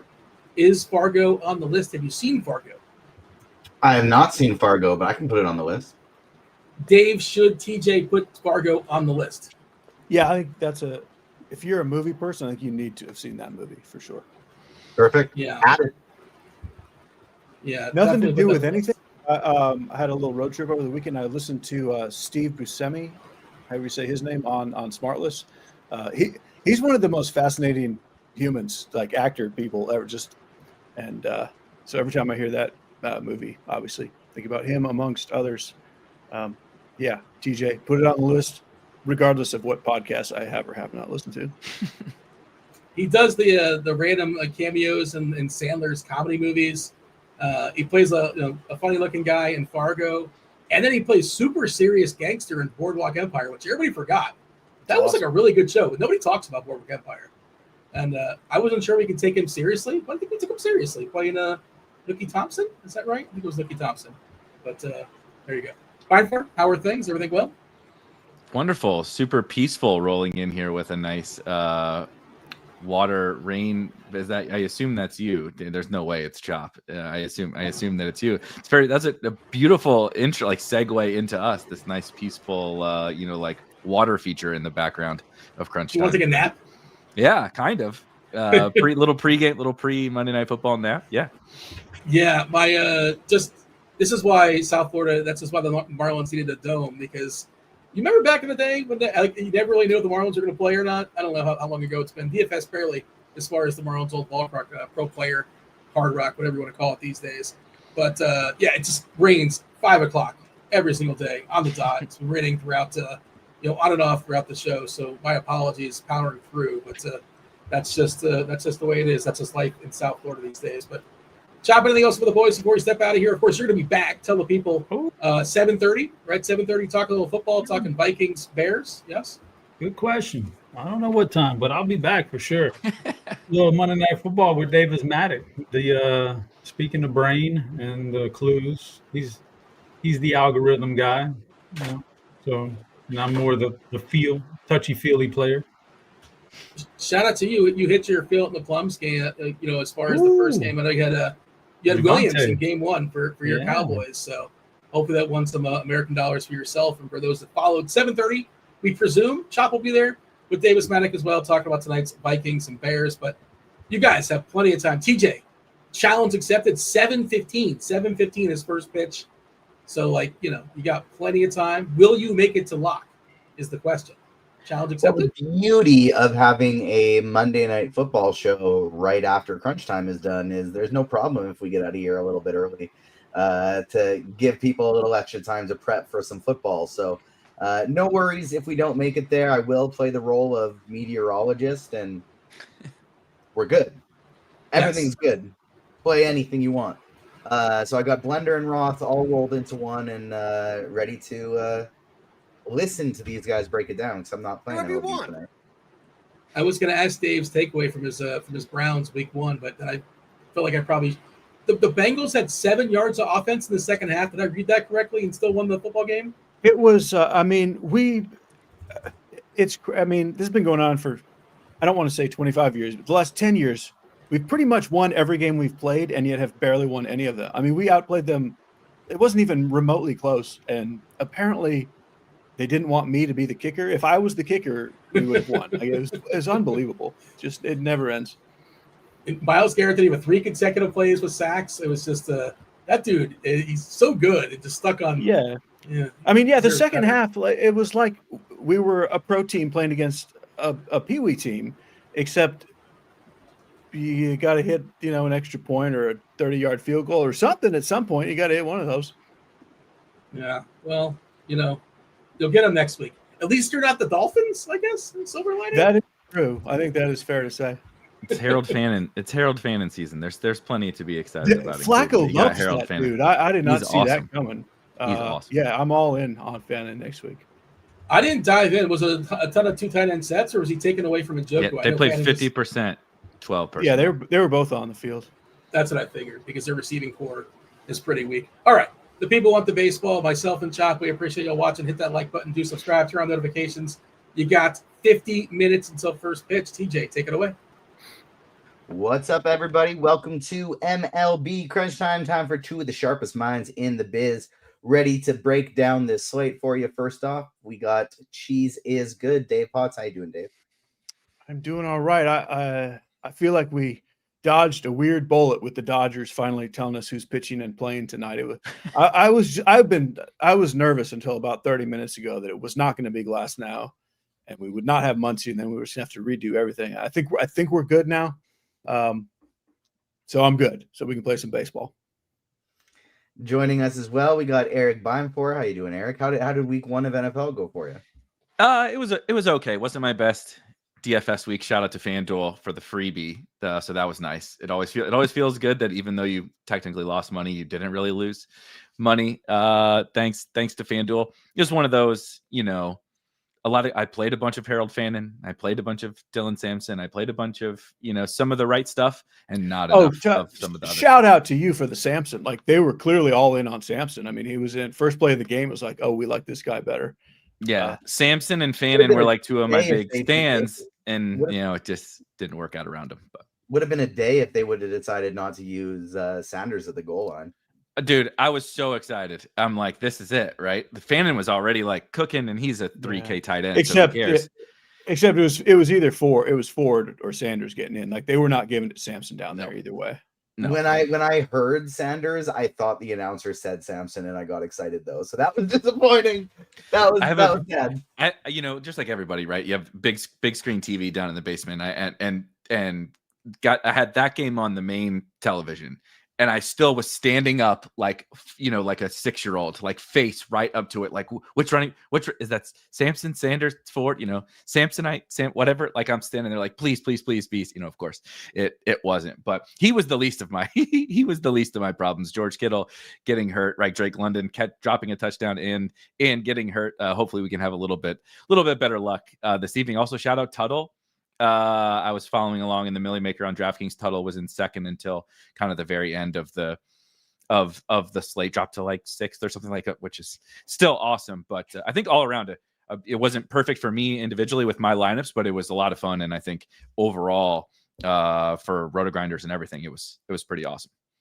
Almost had a really good day personally, but that Drake London drop and injury absolutely killed me. I locked London and JT and then like had a bunch of the Browns. So it was like we were so, you know, Daniel Jones 2 quarterback sneaks, London drops the touchdown. It was like super close. Yeah, super close. But alas, we are here right now to talk baseball. You want to talk some more football? 1 hour from now, Chop and Davis will be live talking about Monday Night Football. So make sure you join us for that one. Hit the like button, subscribe, hit the notification bell so you don't miss out on those shows. You got to make sure you know when we go live. And if you are playing some football, you want access to NFL DFS this season, why not get more bang for your buck with this Combo Pro deal? For a limited time, you can get your first month of Combo Pro for just $79.99. That's only $5 more than an NFL DFS monthly subscription.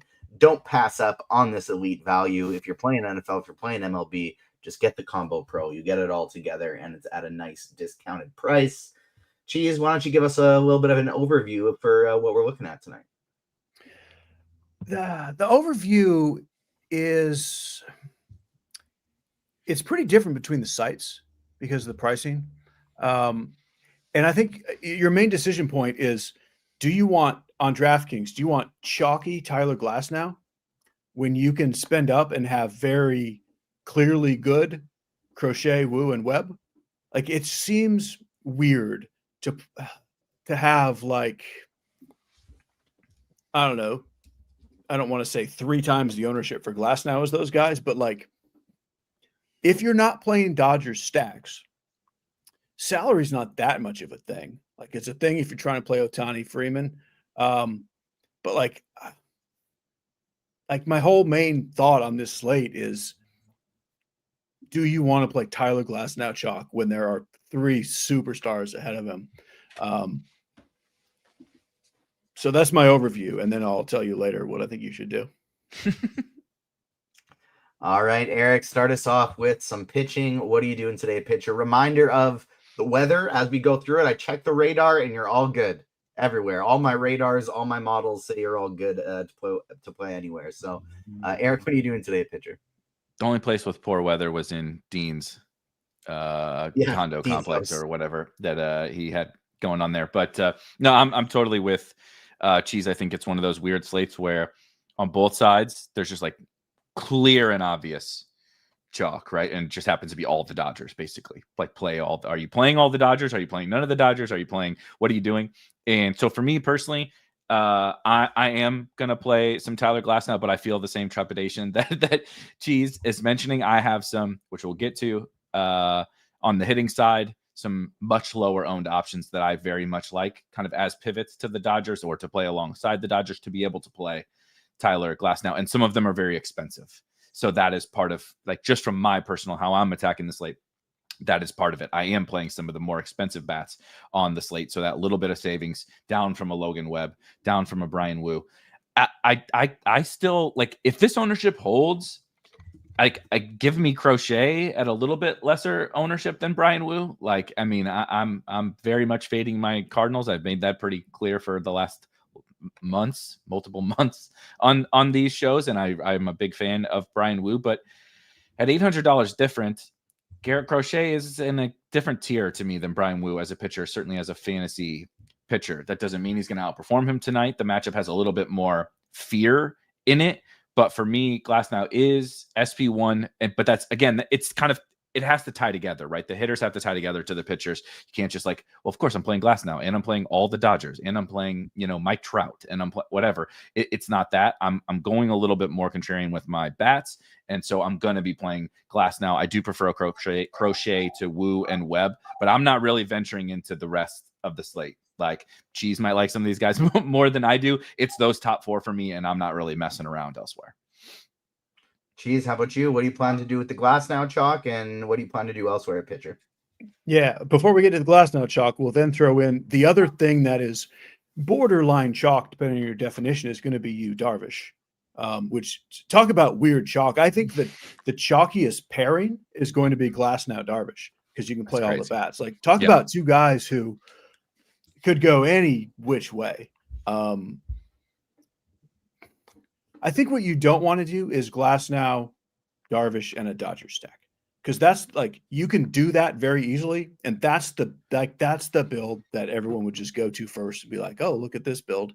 So my lean on DraftKings is that Glass now just is too cheap. He might implode. But I don't like think he's broken. Like, if his back, the little back tightness is fine, which I'm assuming it is, or they wouldn't be starting him.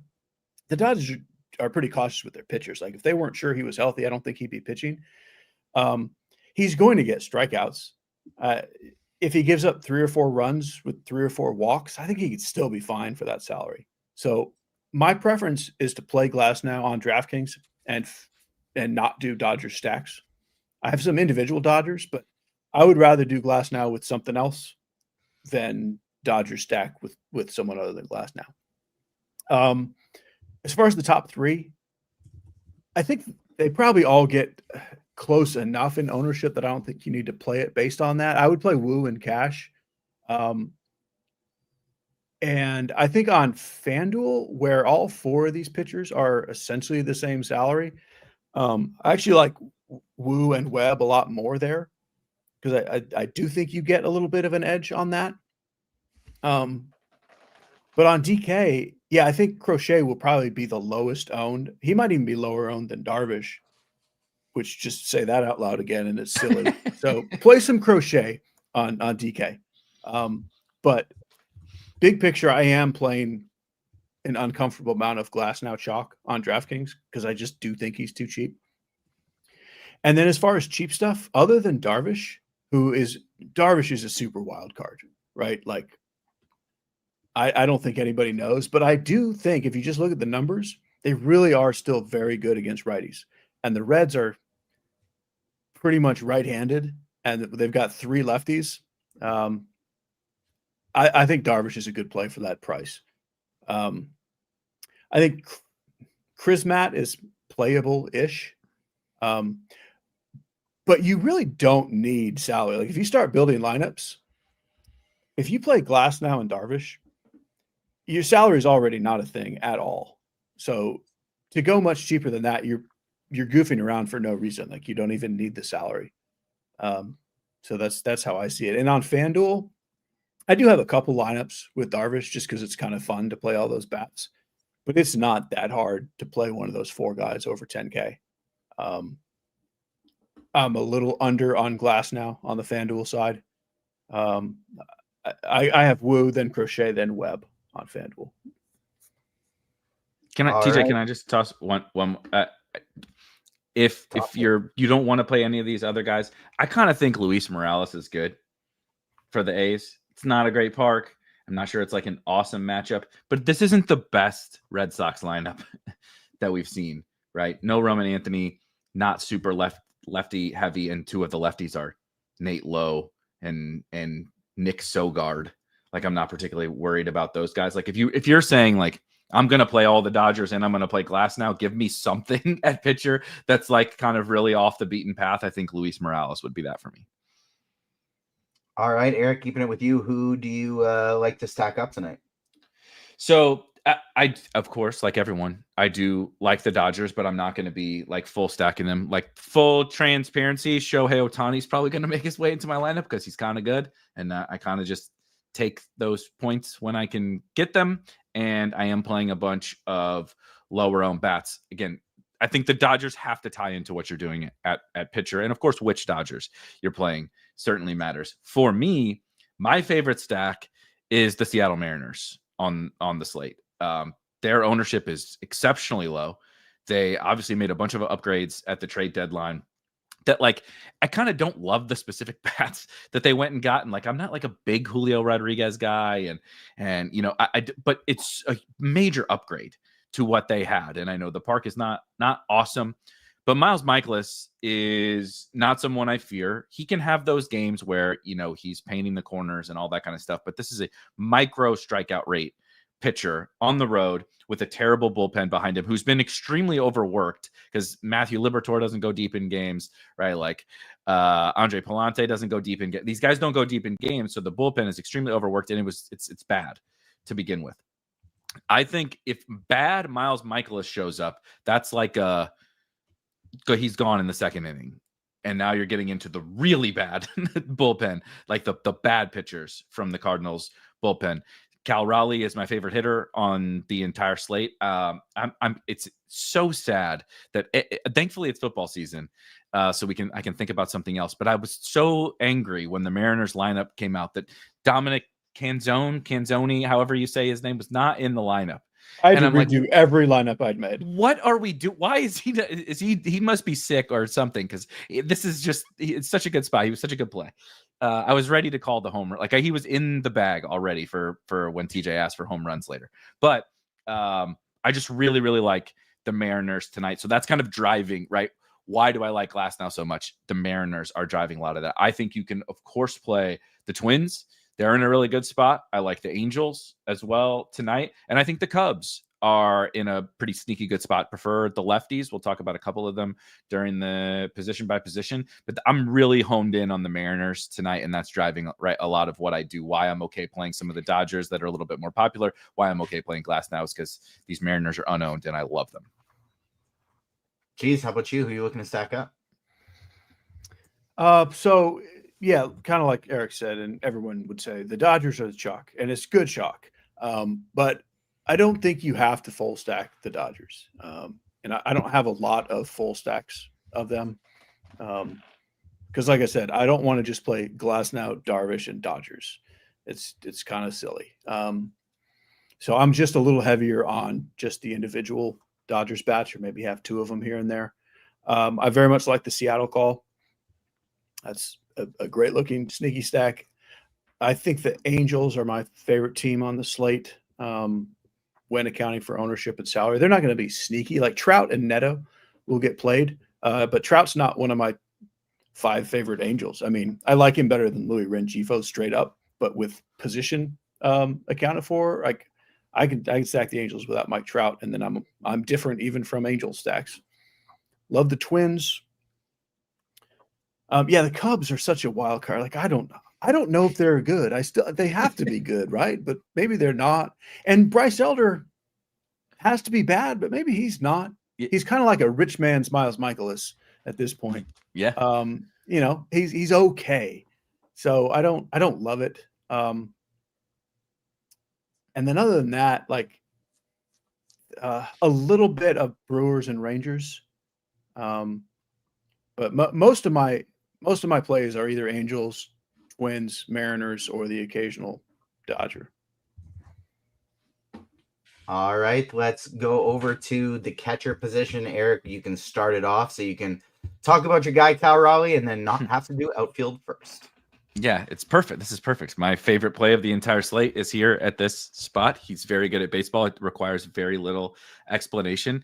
I will at least give one. Miles Mikolas, worse against lefties, 14% strikeout rate this year. Not any better, really, over the course of the last several seasons. Gives up a bunch of power. Has been a little bit lucky, if you would like to play into that, against left-handed bats on the road.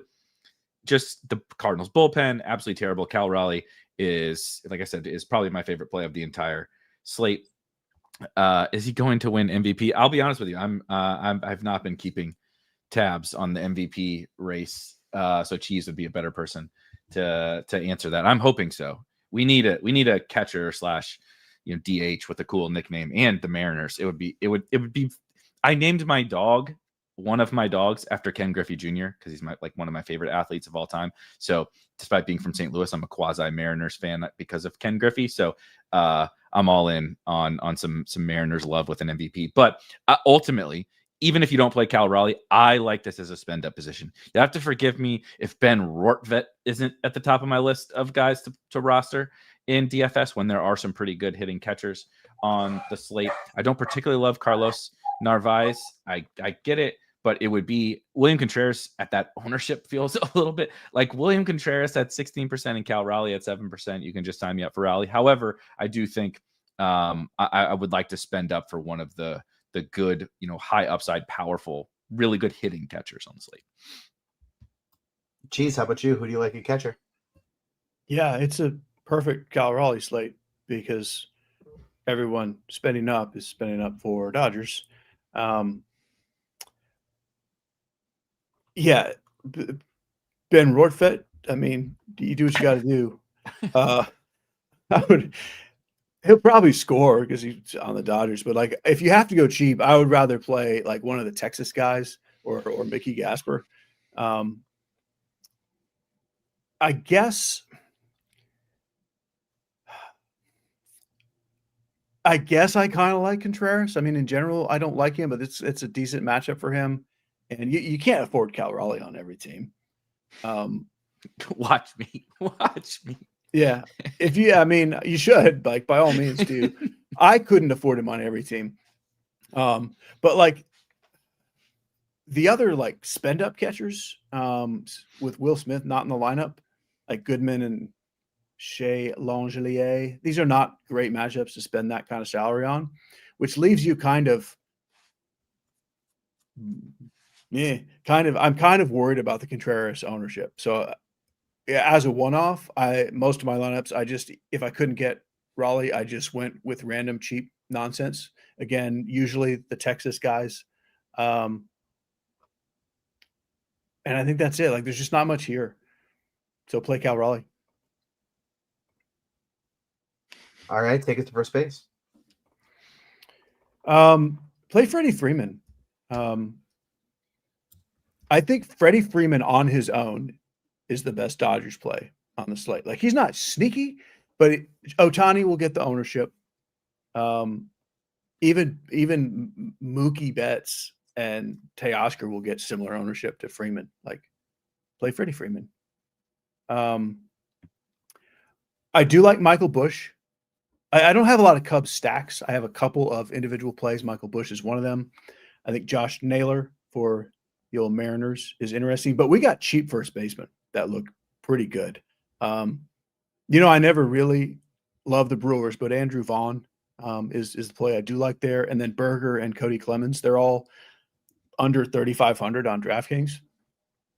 Like, I like all of them. I would be fine with all of them if they were 4K. So that trio, Vaughn, Berger, Clemens, that's kind of my go-to range if I can't afford Freeman on DraftKings. On FanDuel, Freeman's 3,300. Busch is 3,400. You don't really need to goof around so much. All right, Eric, how about you? Who are you playing at first? I have very little to add. My list in order is exactly what Cheese just said. Ohtani, Freeman, Vaughn, Berger, Clemens, Busch, and Naylor. And I don't really like Nate. First base is good, like very good tonight, and it isn't always that good. You can go up, like Cheese said, go get Freeman. That is why I prefer Ohtani in the outfield, which of course we'll get to later, because you can play Freddie, another Dodger who I think is an awesome play, or there's all these other guys if you would like to save here. Vaughn, I think Vaughn and Berger are my favorite savings, but there's multiple good options. And then Michael Busch, like I mentioned the Cubs, Cheese has mentioned the Cubs. I don't know that I'll get to any stacking of the Cubs, but I think Michael Busch, and then also we'll get to Ian Happ, are the two Cubs that really, really stand out. All right, take the second. Not so good. If first base is good, if first base is considered good, like an 8 out of 10, second base has to be a 1, 2 at best for second. I would like to play none of these guys. There's no one that really jumps off the screen to me. Ozzy Albies is a little bit like William Contreras-y. Like, I sort of get it, but also I don't want to play him as the highest owned guy of the slate just because the position sucks. I think Luke Keeschel is my favorite second baseman, but like it's kind of the best of a bunch of absolute bums. I'll probably be playing like that's him in a vacuum. I think is probably my favorite play. Jorge Polanco is, as you would expect. Mariners are my favorite stack of the night, so naturally Jorge Polanco. But I also just think he's a genuinely good play at somewhere around the top 10 of ownership at second base.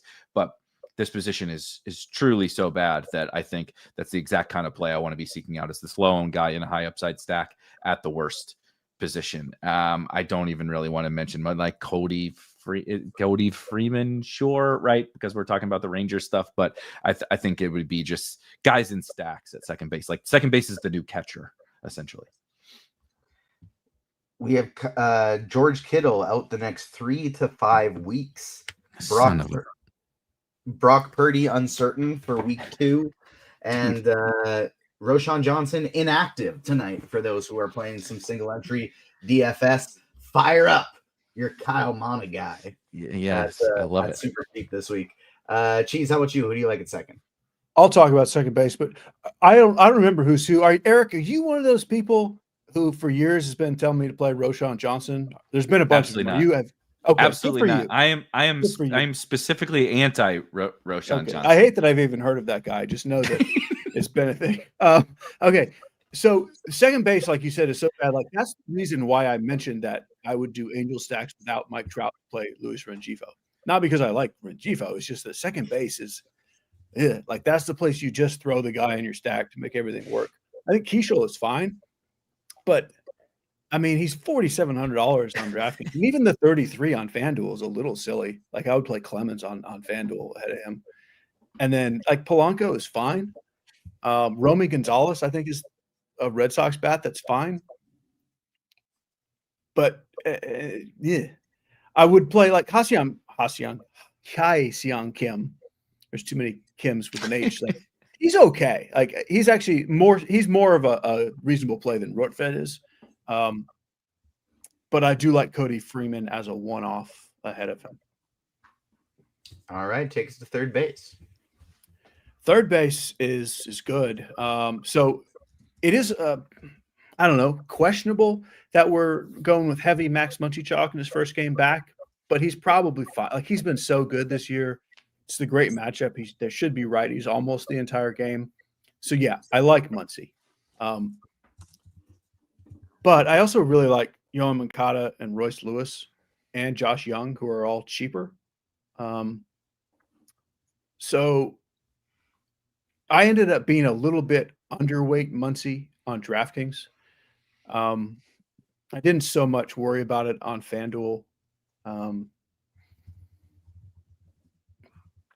But yeah, Muncy's the best play for the salary, but he's also the chalk. And like, if he doesn't hit a home run, he's probably not going to help you. So I'm kind of just playing the game that maybe he's not fully healthy. I mean, he is, but like, let's just say he starts a little slow. So I don't mind saving the money. Moncada 1 and Lewis 2 for me. All right, Eric, how about you? Third base. I echo everything that Cheese said, and I will toss in Eugenio Suarez, who also could very much just hit a right. If we're home run hunting with Max Muncy, that really is what Max Muncy is, and he's awesome. He can really hit right-handed pitching, but like he ain't exactly stealing a base, right? Like he needs someone else to drive him in if he walks or something like that. So like it's home run or bust, and it is his first game back. He started off quite slow this year. So like, who's to say he doesn't come back and just like, he'll be fine. He's a very good hitter, but it doesn't have to be tonight. He's going to be one of the highest owned hitters of the entire slate because their base is not that good. And he's $4,000. Like it's an absurd price, but if he doesn't hit a home run, so what? You lose out on 7 points or 9 points or something. Like you can beat that with other guys. Suarez is my guy that I most prefer doing that. And then other than the guys that Cheese mentioned, who I also very much like, I just want to I'm absolutely not stacking the Giants tonight, but I don't hate like a Giants one-off or two. And Matt Chapman always kind of fits that bill. Like why can't Matt Chapman outscore Max Muncy tonight? He could do it. And it's not like he's in some horrible spot. So if I really want to hunt for a low owned, he's the exact same price as Max Muncy on DraftKings. And one guy is going to be 3% and the other guy is going to be, oh boy, depending upon which contest you're in, a lot more than 3%. 3 with a 0 after it. Yeah, exactly. All right, take us to shortstop. Not as good as usual. I'm curious on Cheese's takes on Mookie. So I just made a rule. We open up the slate and we X Mookie bets out. Okay, so that's part of my rules to MLB DFS for the last multiple months. It's only started to like slightly hurt the last week or so. Like it has been fine like all season, but it's been a little bit better for Mookie in the last 2 or 3 weeks. So I get it a little bit more, but I just can't. Again, same thing. Like he's projecting even higher than Muncy is in our ownership. So I just can't do it. Zach Neto. I think Zach Neto is straight up a better fantasy option in most matchups, but definitely tonight. I understand the Rockies matchup is great for Mookie, but the matchup is great for Zach Neto too. And he's a higher upside fantasy play at the same price and lower ownership than Mookie Betts. So I would rather play that. I would rather play Ellie as like a chalk buster against Yu Darvish.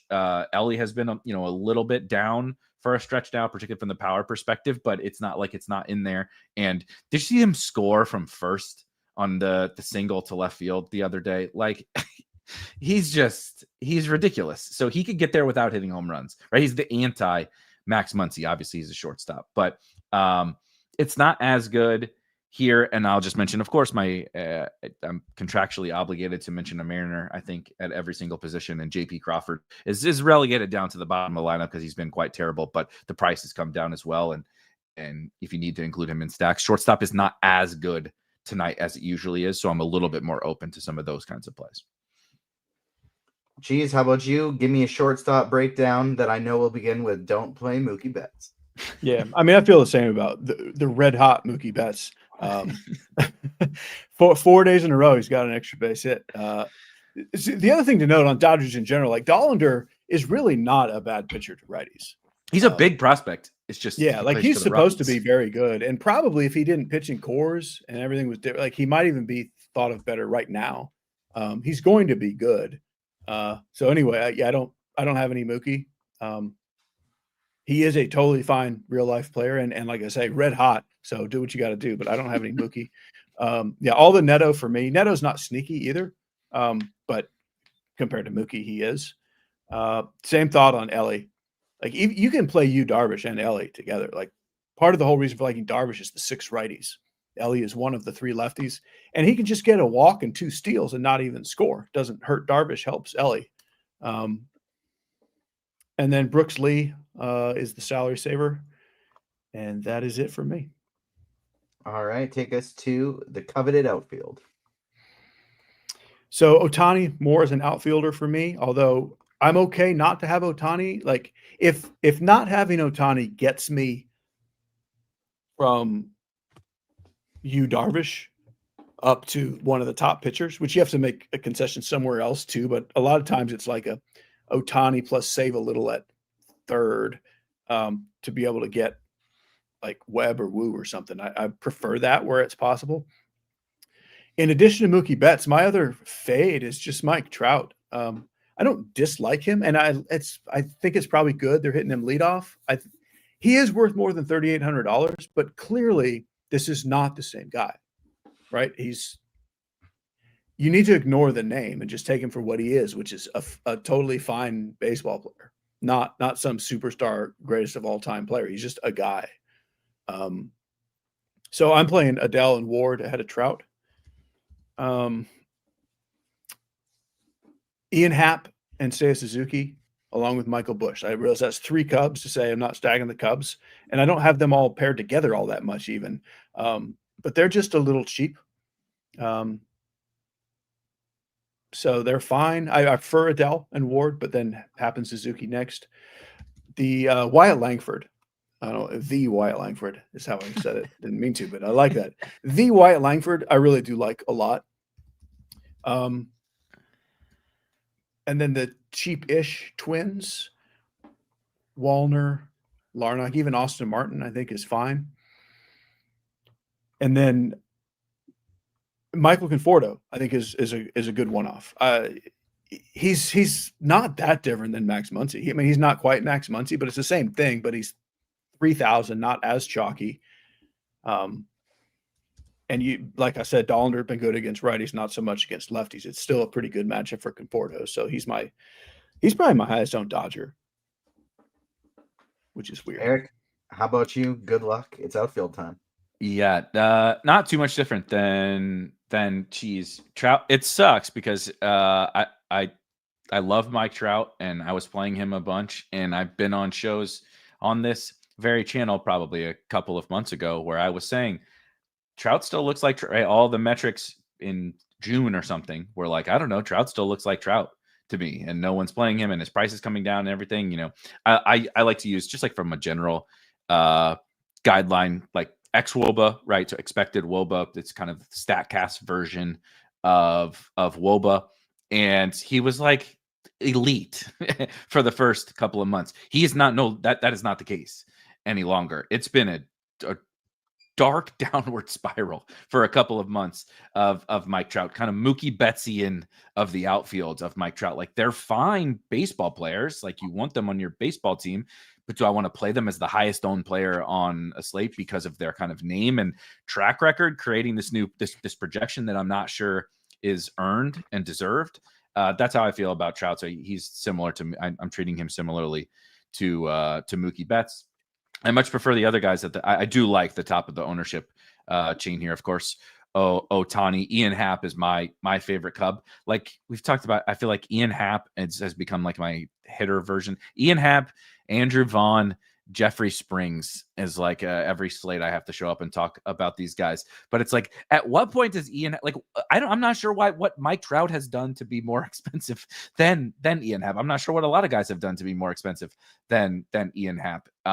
He's come up like over the last week, he's come up like $200 in salary or something. It's, you know, it's ridiculous. The price is terrible. The ownership has finally started to come around. He was lower owned for a while at this price, but I still like him. Agree on Adele and Ward. I like them a lot. I really like Conforto, Wallner, and Larnach as well. And then I am going to play a little bit of Julio Rodriguez in my Mariners stacks because I lost my Dominic Canzone, and it burned a hole in my whole plan for the evening. I can't believe that's where we are.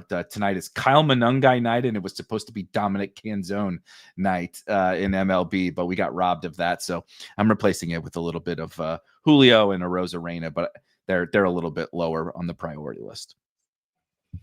All right, let's get some home run calls. But before we do, don't forget, we got an NFL show coming up after this for Monday Night Football between the Vikings and Bears. So hit the like button for us right now, and also hit the notification bell so you don't miss out on our future shows like the Monday Night Football show we got coming. And no Spidey bombs for me tonight, unfortunately. Spidey's saving New York. I'm not playing any baseball. I haven't looked at the slate, and so no Spidey bombs for me today. But Cheese, how about you? Who's hitting a home run? We'll stay away from the high end and go with Joe Adele and Cody Clemens. And then there's quite a few interesting cheap plays for home runs. I think let's go with Cody Freeman. All right, Eric, how about you? Who's hitting a homer? Let's go. I have to do Cal Raleigh. Okay, we don't talk about how I'm playing like he's a lock and then not call a homer. I put in the expert survey that he hits 2, so I think it'd be a little disingenuous to not say he hits 1. We'll do Cal Raleigh, and then Ellie breaks out. Okay, Mookie's hitting all the extra base hits, and Ellie isn't hitting any of them. Ellie's gonna hit one over the fence tonight, off of the chalky Yu Darvish, and then I love the Wyatt Langford shout from Cheese, so I'm going to go Wyatt Langford as well. All right, let's start taking some questions. Throw them into the RotoGrinders live stream Discord chat. You can get them in the YouTube chat. After that, they can be about baseball. They can be about football. They can be about what Cheese is having for dinner tonight. Cheese, throwing it to you first. Vaughn or Burger, DK Cash? Cash, go with Vaughn. All right. Let's see. 5 favorite Seattle bats, Eric. Oh God, 5. Okay, Cal Raleigh. I'll do Polanco because he's second base. Suarez at third because he makes for a great pivot off of Muncy. God, I can't believe Canzone isn't in lineup. Julio and a Rosarena. All right. I am very confused. I think I'm confused by the chat right now. I think 3 different people think I'm talking to them while I'm talking to Hammer, and so people are getting upset with me. But we're having a couple different, completely different conversations. How contrarian would I be if I played a 5-man Dodgers with Woods Richardson on DK or no need, Cheese? I mean, I desperately want to say there's no need, but I will say a lot of people will have 5-man Dodgers with Yu Darvish. Simeon Woods Richardson can outscore Yu Darvish. Like, that's not some crazy, can't imagine that happening thing. So, well, personally, I don't have any Woods Richardson, and I'm playing a lot of Angels. I don't think you're just off the wall. I would play Chris Matt ahead of him personally, but I could strike out 6 Angels on accident. So I think it's okay. I'd pay to see that. Yeah, it would be exciting. Scrolling up, not too many questions today. If we don't have questions, the Bears' best corners are like all out tonight. Show a few Justin Jefferson seasons. That seems like What a hot about- take. There you go. There's a hot take. That's the Cal Raleigh of the showdown slate tonight. Give me Or a hot props. take. It's Jalen Naylor season. I do. I love me some Jalen Naylor. Favorite outfielder, 2,500 or under, FanDuel GPP, Cheese? What was the price? 2,500 or less. Ooh.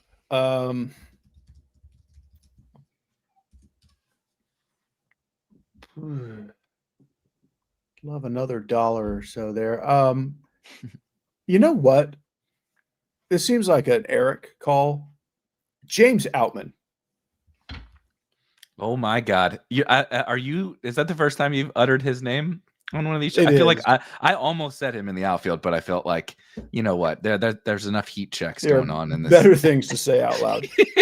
But I mean, this is the home run kind of spot for him. Love it. All right, 3,300 or less outfielder in DK Cash, Eric. 33. Oh gosh.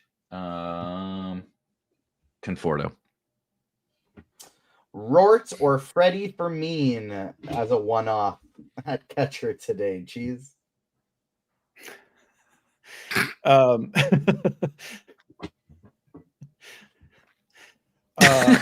Sorry. As a one-off got me. Okay. It's a funny question, but as a one-off got me really good. I would play Rortfed.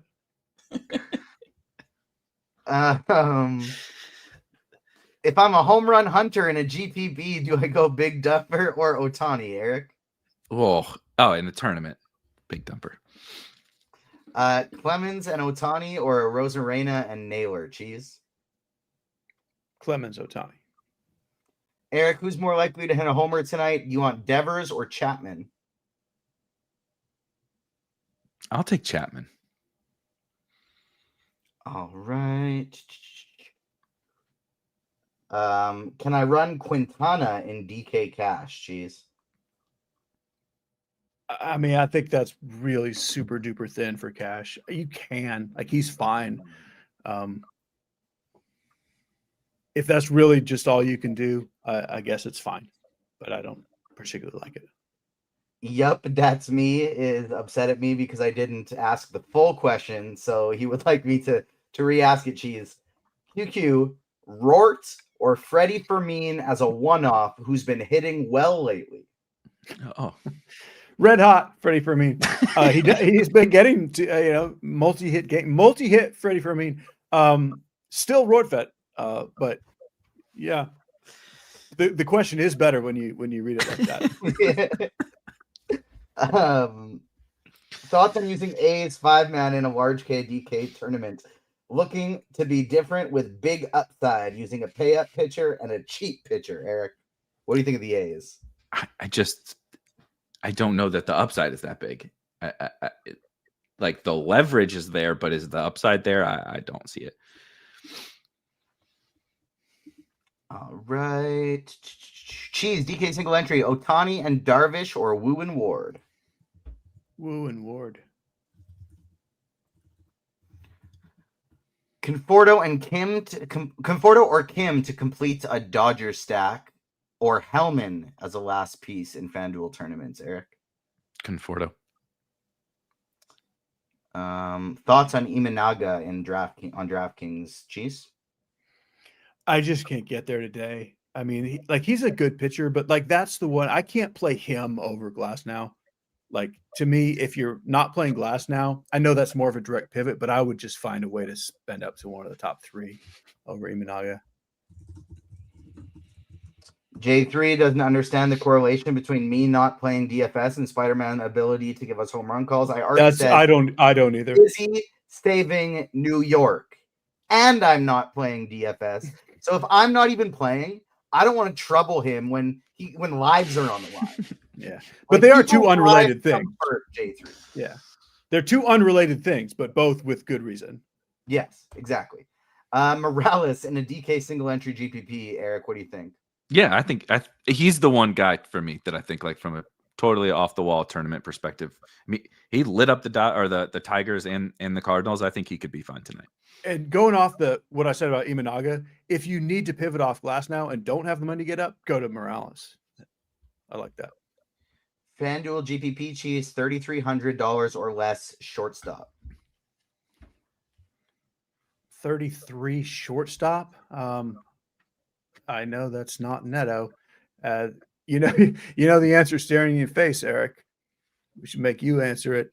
I mean, the problem with FanDuel shortstop, if you really don't have 3,400, Mookie Betts actually is the correct answer. I know. Because I think the next best guy is Brooks Lee. Yeah. I'm looking. I'm trying to find it. This would be the place I think we're allowed to answer Mookie. Yeah.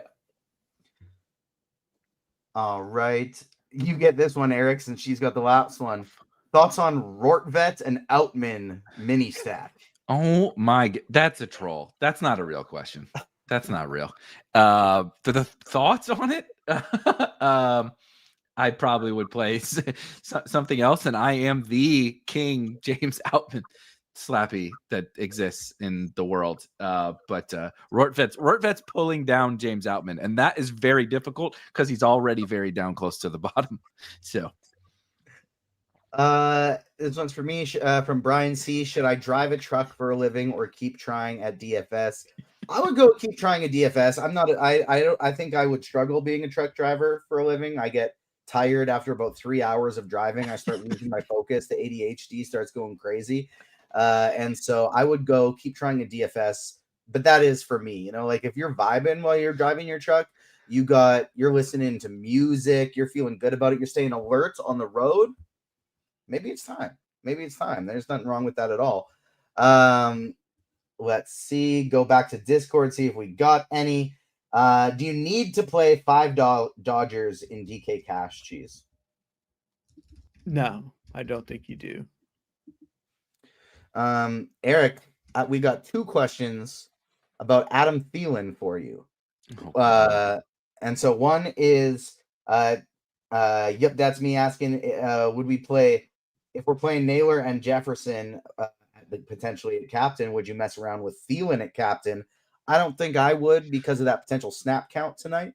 But somebody also asking in chat, Eric, if you were playing Thielen at captain, where would you be looking to build after that? Who would be your next couple guys in? Jefferson, McCarthy. I would turn this into for sure Vikings passing stack, and then probably a a shootout game. If Adam Thielen is catching a bunch of passes, that something is happening here where this game's going to go over the total, right? Going to be a bunch of points, and that's probably going to be through the passing game, given the way these two defenses are. I think there's possibility he could be catch an annoying touchdown, but I definitely feel like Captain feels rough. Captain feels exactly. That's how I feel too. Eric, have you ever played the Madden Sims on DraftKings? No, but I've dabbled in lots of terrible. COVID was a dark time. Okay, I gambled on a lot of things that I'm not very proud of. Do you remember that video game racing? What do they call that? Simulated Rocket League, right? Rocket League. No, like people driving an arcade game race. Like it was like NASCAR, but just people like. Rocket League is the car soccer. Yeah, so not Rocket League is very legit. Yeah. what was the iRacing? Yeah, we did iRacing. I didn't get into that one. I was watching people, so not even like DK stuff, gambling, like almost like offshore betting with like friends and people in Discord and stuff like that on like NBA 2K streams, or just like randomly we would just like pull up YouTube. And like there were dark time, and waking up, at 3 a.m. to play KBO and playing Outlaw. Remember Outlaw Golf? Like they didn't have live scoring. Yeah. These guys are like kindergarten teachers during the week and then playing golf on the weekends, and we're playing DFS. It was bleak times then. Adele or Ward, DK Cash, Cheese. KBO was where it was at though. KBO was fun. That was fun. There was nothing degenerate about that. KBO was awesome. I slightly prefer Adele over Ward, but it's extremely close. Eric, who is the highest scoring pitcher tonight? It's the Rockies against a righty. I'm still going to say Glass now, but I don't feel super comfortable with it. Is Martin in DK Cash for 2,900 if I run Woo? Oh, are you okay with Martin in DK Cash for 2,900, Cheese? This would allow the person who asked about Quintana to play Woo instead of Quintana. Yes, that is absolutely what I had in mind. Like, yes, I think Martin is a fine play to get up to a good pitcher. Brian C. just wants to clarify if James Outman is a yes or no for tonight, Eric. He's fine. I'm mostly just making it was, fun of him. And it was mostly that he was paired with Roitfed. Like, Roitfed's the problem, not Outman. Outman is always much more likely to go 0 for 4, but he can hit a home run here. It's a decent spot for that cheap power hunting. All right, well, we're going to do it, everybody. We're going to make it right to lock here. We are just a few seconds away, and we have reached all of the questions. Thank you so much for tuning in, everybody. Hit the like button for us on the way out. A reminder, we have an NFL show coming up right after this in 15 minutes. We got Chop, we got Davis breaking down the NFL slate. Tragedy's asking DeAndre Swift captain tonight. Probably not for me, but you can ask Chop and Davis 15 minutes from now. Thank you so much for tuning in, everybody. On behalf of myself, Cheese, Eric, Steve, doing a wonderful job behind the scenes. We'll see you next time. Peace.